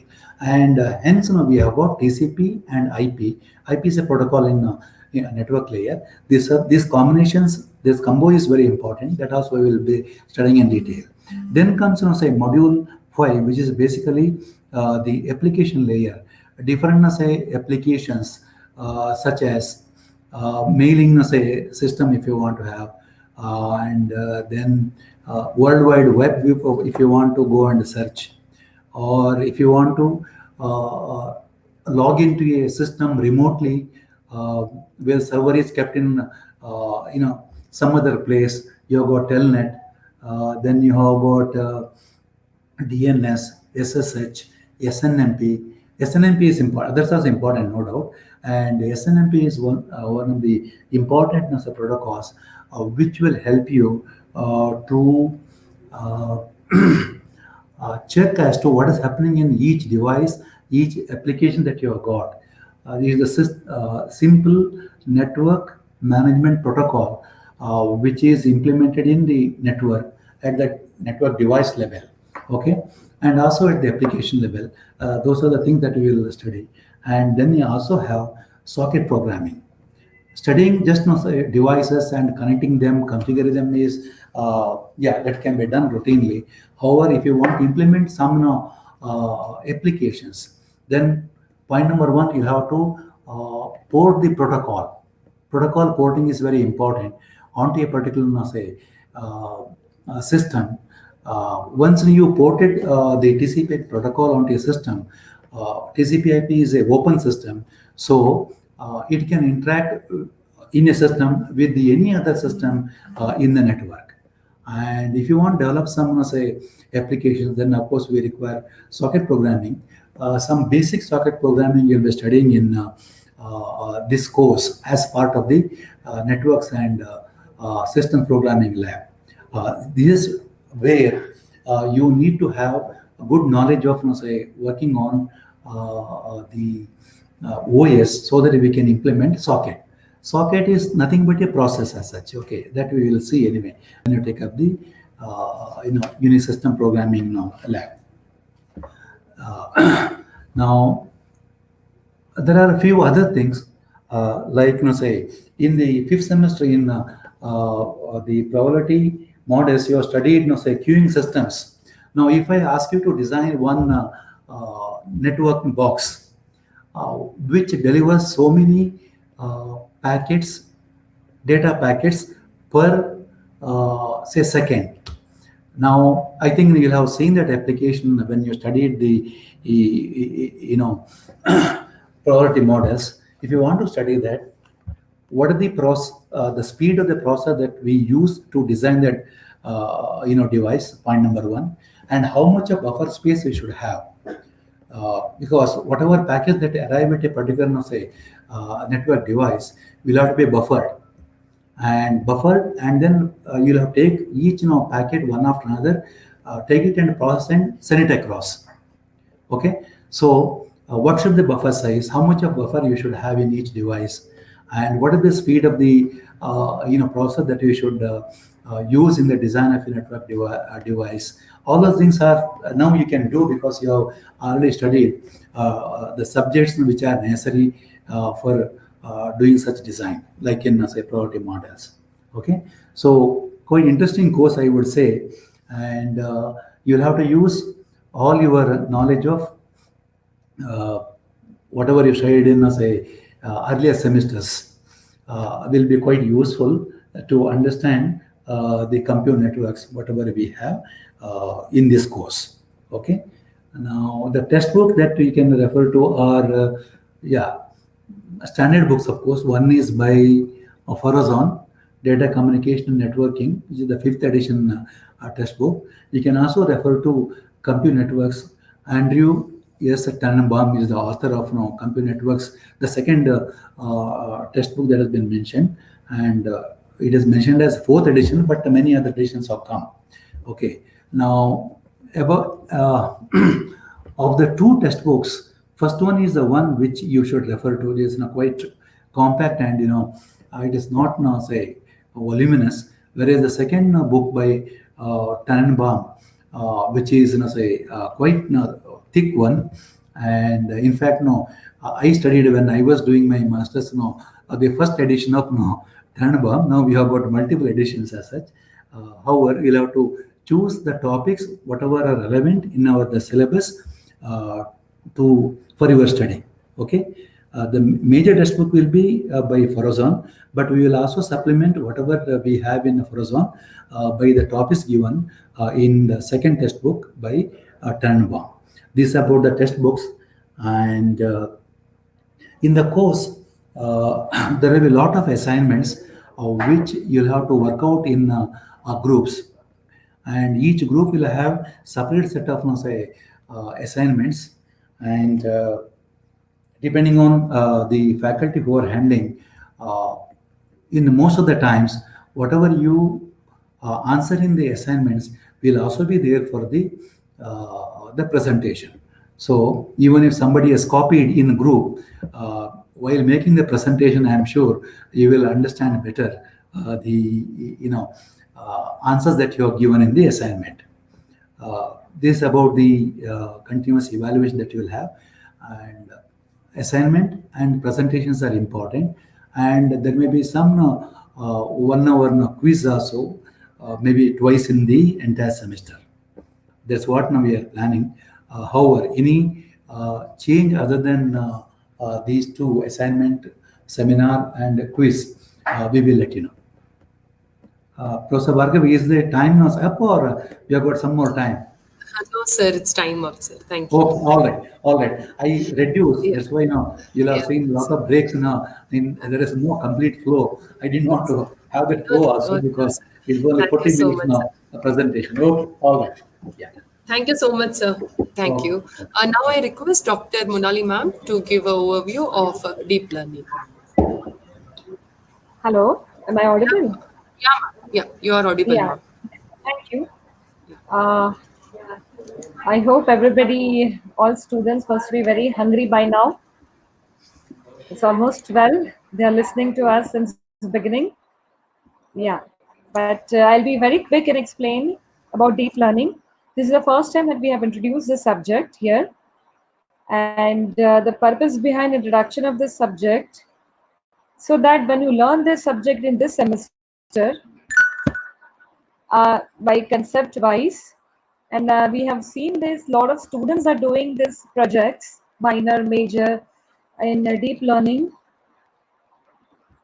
but the concepts are not clear. So we have designed the syllabus in such a way the basic building blocks of deep learning architectures are clear. I'll simply share now. I'm trying to share, okay?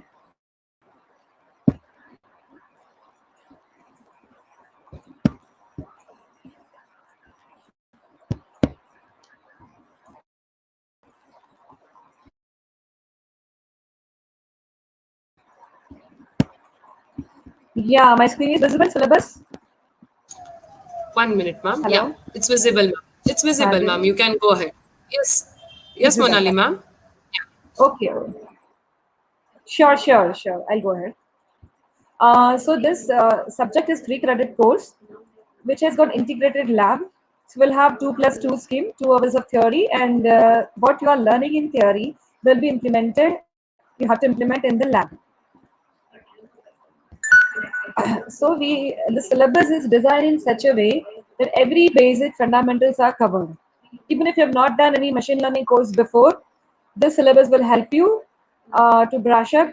I mean, those who have done it, even if those who have not done it, they can understand, and then we will jump to the deep learning.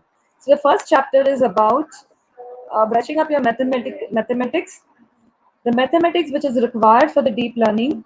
So that is linear algebra, calculus, and probability. These three are the main fundamental maths which are required to understand different building blocks of deep learning architectures. So that's we will cover in unit 1. And yes, some of data manipulation and data pre-processing techniques that also will be covered in the lab. Then we have second chapter. Then we'll start with the machine learning. This deep learning is a branch of machine learning. So the deep learning fundamentals are derived from the regression, linear regression, and the softmax, or I can also call it logistic regression. So second chapter, after the introduction of machine learning, we'll directly jump to the linear regression, basic maths. The linear regression is totally based on the maths. So basic elements of linear regression, we'll do some vectorization. So vectorization is a concept which is very widely used when we actually implement neural network from a scratch. Then how linear regression is used in deep networks. So then we'll jump, and here we will start with introduction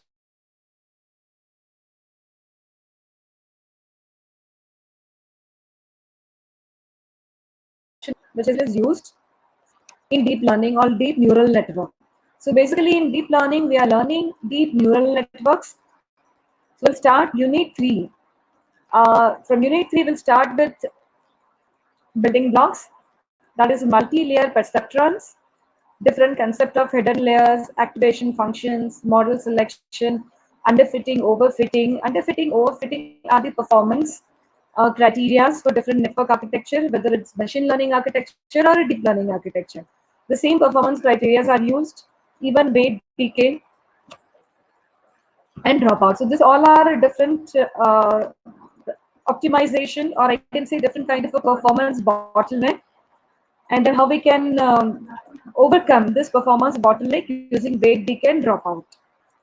Then unit 4 will start, try to combine these building blocks together and start with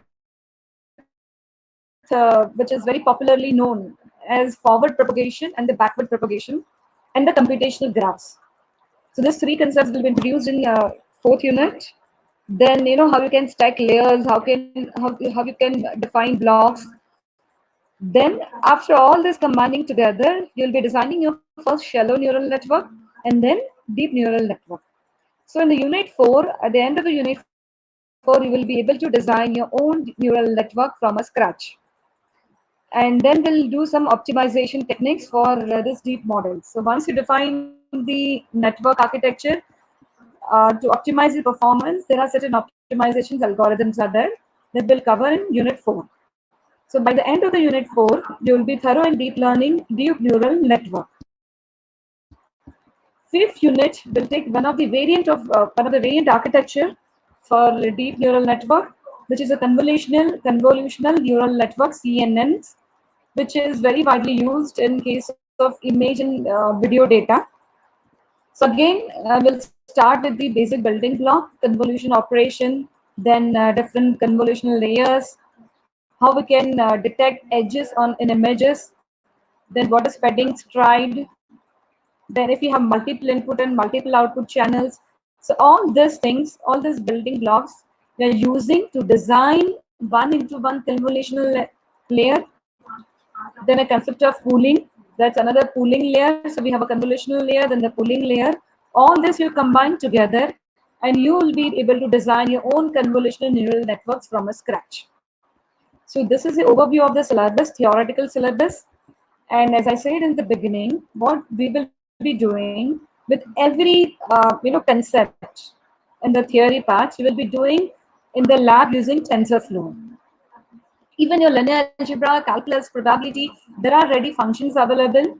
APIs like using NumPy or the TensorFlow, wherever applicable, you will be using that. So on paper, you will be able to design this neural network. At the same time, you will also be able to code them from scratch using different libraries, TensorFlow libraries. Now, in the syllabus, we have these two main textbooks. Okay, three textbooks, I can say. 1, 2, 3, and the fourth one. Third one is, for machine learning. If you want to just understand something in machine learning which is left out, or maybe you want to understand it deeper, then you can refer the third book. The first book, which is a very recent book by Amazon Science, Dive into Deep Learning. It's an interactive book, and it has got all of this concept that we have I have just mentioned. They're implemented using TensorFlow, as well as PyTorch, as well as Apache MXNet. These three are like Apache MXNet is the older one. So this three implementation is available for every building block. So once you know that how these building blocks can be programmed, and how you can draw and you can design from scratch, you can actually create your own neural network for a specific application. So this book is for that. Even the second book, Deep Learning Using Python, that is also a good book. But the only thing is that it is a 2018 edition, the PDF which is available, which is in TensorFlow 1, which is an older version. But the first book, which is a very latest book, so we have all latest framework, like TensorFlow 2, even the PyTorch with the latest version is available there. So this is about the book part. And when you will come to your class, we'll talk about internal evaluation. And this course is taught by, as we have two sections as of now. I'll be teaching this course along with Dr. Patel. So you have two teachers for this course, and we'll divide the sections once we get the list. And I think we don't have a scope of any question answer here. So anyway, you can ask any questions and answers once we'll start the course. And once again, I tell you this thing, we have seen a lot of students doing this project on computer vision. And that's the reason that we have included till CNN. And say, for example, you're doing it in minor project you've done already in 5th semester, or you are doing in, you'll be doing in 6th semester. What is the observation? Like, my observation, students do not know the concept behind it. All of this deep learning or machine learning, a lot of codes are available. All the codes, all the architecture, neural network architecture, everything is available online for free, open source. So you pick up and develop those projects, but then once you write in your resume, and if you face any interview, if you do not know the basic, functioning of every building block, it's very clear that you have, copied, pasted, and done some project. It's okay for your internal evaluation, but you won't get hired for that purpose. So that's what I'm like. It's good you all have chosen this. Even if you have machine learning in the next semester, we will make sure that even if you do not know machine learning, we are starting from those fundamentals. In fact, this book, it's totally about deep learning, dive into deep learning, but it starts from the regression, linear regression and softmax regression. So you want, even the mathematics are also given in this book. So you will not find any problem in learning this subject. And I should not say the prospect, you all have chosen this deep learning.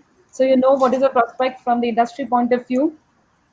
that it is this, anybody who has done this course or have done any projects, this course as an elective, they'll be in high demand when they will sit for the interview.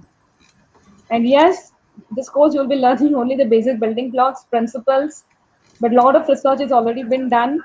And entire thing, whatever is going on in the deep learning field, you will find in research papers only. These books will cover only the fundamental blocks and how can you design the basic architectures and maybe few very classical neural network architectures.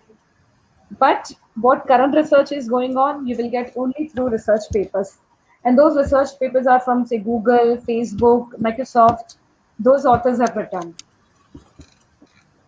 So I think I've given a very fair introduction of the subject. So, Bhargavi, I can Yeah, thank stop. you so much, Monali ma'am. Yeah. Yeah. Now I request Professor Rupashri ma'am to give an overview of mobile computing and app development. Over to you, Rupashri ma'am.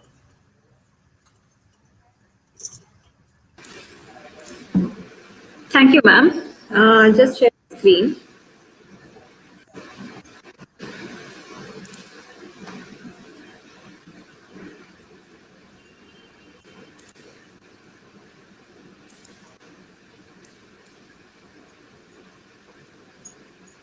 Is this visible, ma'am? And am I audible? Yeah. Yeah. You can go Yeah. ahead, ma'am. Yeah, thank you, Professor Bhargavi. Very good afternoon to all the students, and I'm here, Professor Rupashri S, to introduce you the elective for the 6th semester, that is mobile computing and apps development. So let us go through the slides one by one to give you a brief introduction and the overview. So the course lead for this course will be Professor Rupashri S, and the faculties will be handling this course will be Professor Ranjini, Professor Kavyashri, and Professor Arpita. So the objectives of this course is that you should be made to understand the basic concepts of the mobile computing, to be familiar with the network protocol stack, to learn the basics of mobile telecommunication system, and to gain knowledge about different mobile platforms and the application development. So the outcomes of the course will be to create, test, and debug the Android application by setting up the Android development environment, to implement adaptive and responsive user interfaces that work across various devices, to demonstrate the techniques involved to store, share, and retrieve data in Android applications, to acquire technical competency and skills in developing applications using Android. So basically, some of the tips that I want to give you when you go through this course is that you have a lot of advantages for building the mobile application development because of its user friendly, the features, the coding is much easier, and there is uniqueness. And another important thing is any domain you develop an application, approaching to the public or to any of the users or the customers is through the mobile application will draw major interest, and that's how the market has grown for the mobile applications. You will also come across the development life cycles that is involved in the building the mobile applications, and you will also come through the process of this life cycle in step-by-step process, and we will introduce you in the module-wise. And lastly, at the end of this course, you will be able to build a hybrid app development, which is the latest trend that is happening in the mobile development. So we will give you a contrast between the native app development and the hybrid app development. So ensuring that you will be well equipped to answer in your placements, and also the projects that you develop will be based mainly on the hybrid apps. Okay. So let us very briefly let me introduce you the syllabus that has been projected for this mobile computing and apps development. The module 1 will be Introduction to Mobile Computing, which you will have a fair view of what is this mobile computing and what is this mobile communication, and why is this we moved towards this mobile communication and why it became so famous. So let us understand the basic concept of this mobile computing in the module 1, and then we move to module 2, where we understand the native application development using Android. So we will introduce you all the IDEs that is required for the development of the Android, the emulators, and also the tools that is required. So basically, you need to have the prerequisite for going ahead with this is the Java language, and because it is very similar to that, and we will introduce you Android Studio, which is much easier for developing the Android applications than using Eclipse, as Android Studio is much of drag and drop options, and then coding as per your logic to the problem statement. So this is about this in module 2, we'll introduce you all these things. And then in the module 3, we will see the mobile app development, what are the features that are there, what are those techniques that are there to build and to make the user interface as a much responsive one, and the flawless user interfaces. And in the module 4, we understand about the location-based services and the messaging services in the applications, mobile applications, which is much needed, and how do you build the APK file, and that is much important, and finally to publish it onto the marketplace. Ma'am, So I just want to take one question over here. One of a student is yes. asking, are we going to work on iOS? Yeah, I was coming that for the module 5 here. That is what I was telling them. Thank you. I will take this question. In the module 5, we are going to learn about Google APIs for the Android. And then finally, if you see over here, we are going to introduce you to the cross-platform app development.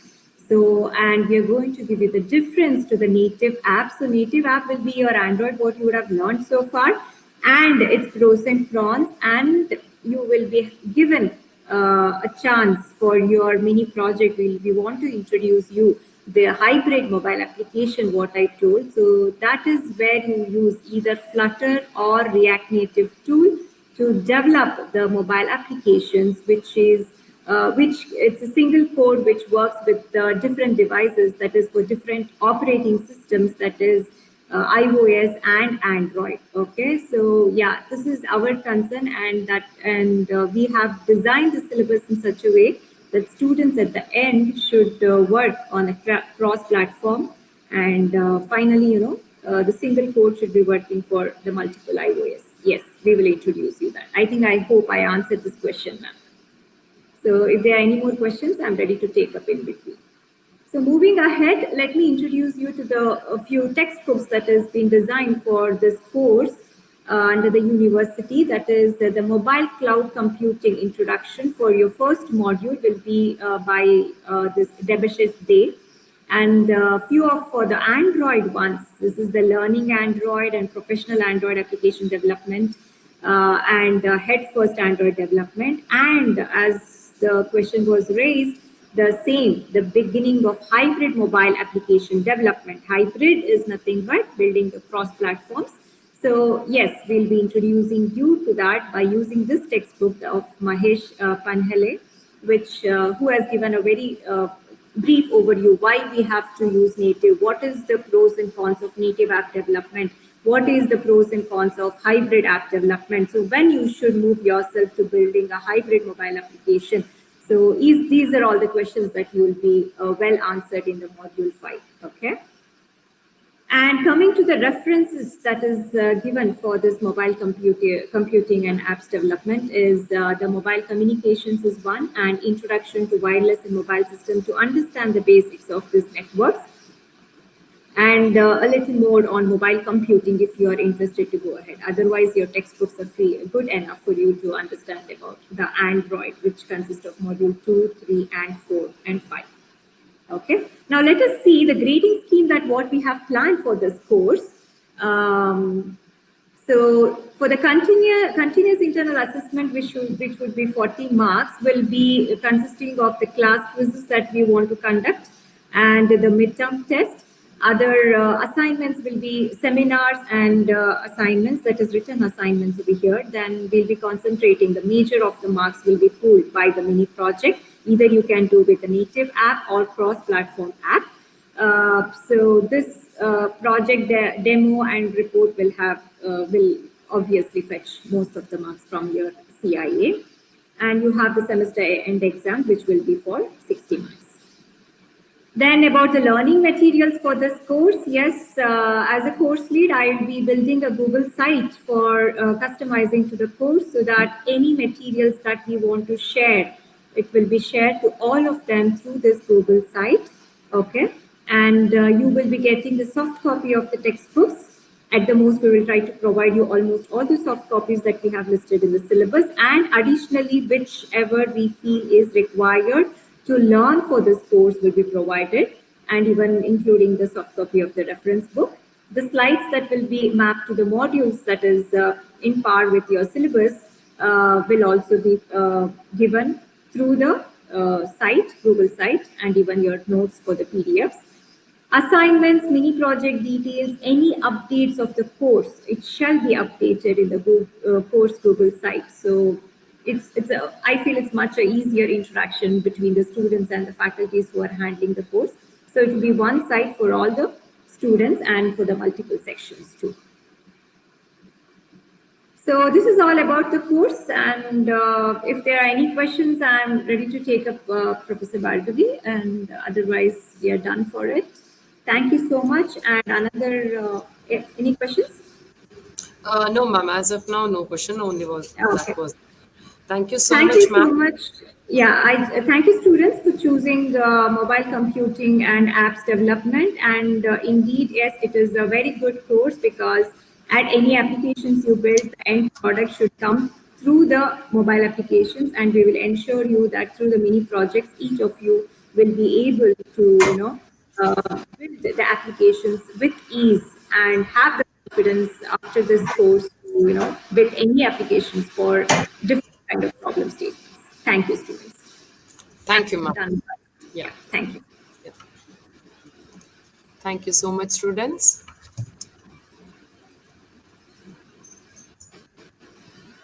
Now I would like to have an end on this orientation program of this sixth semester.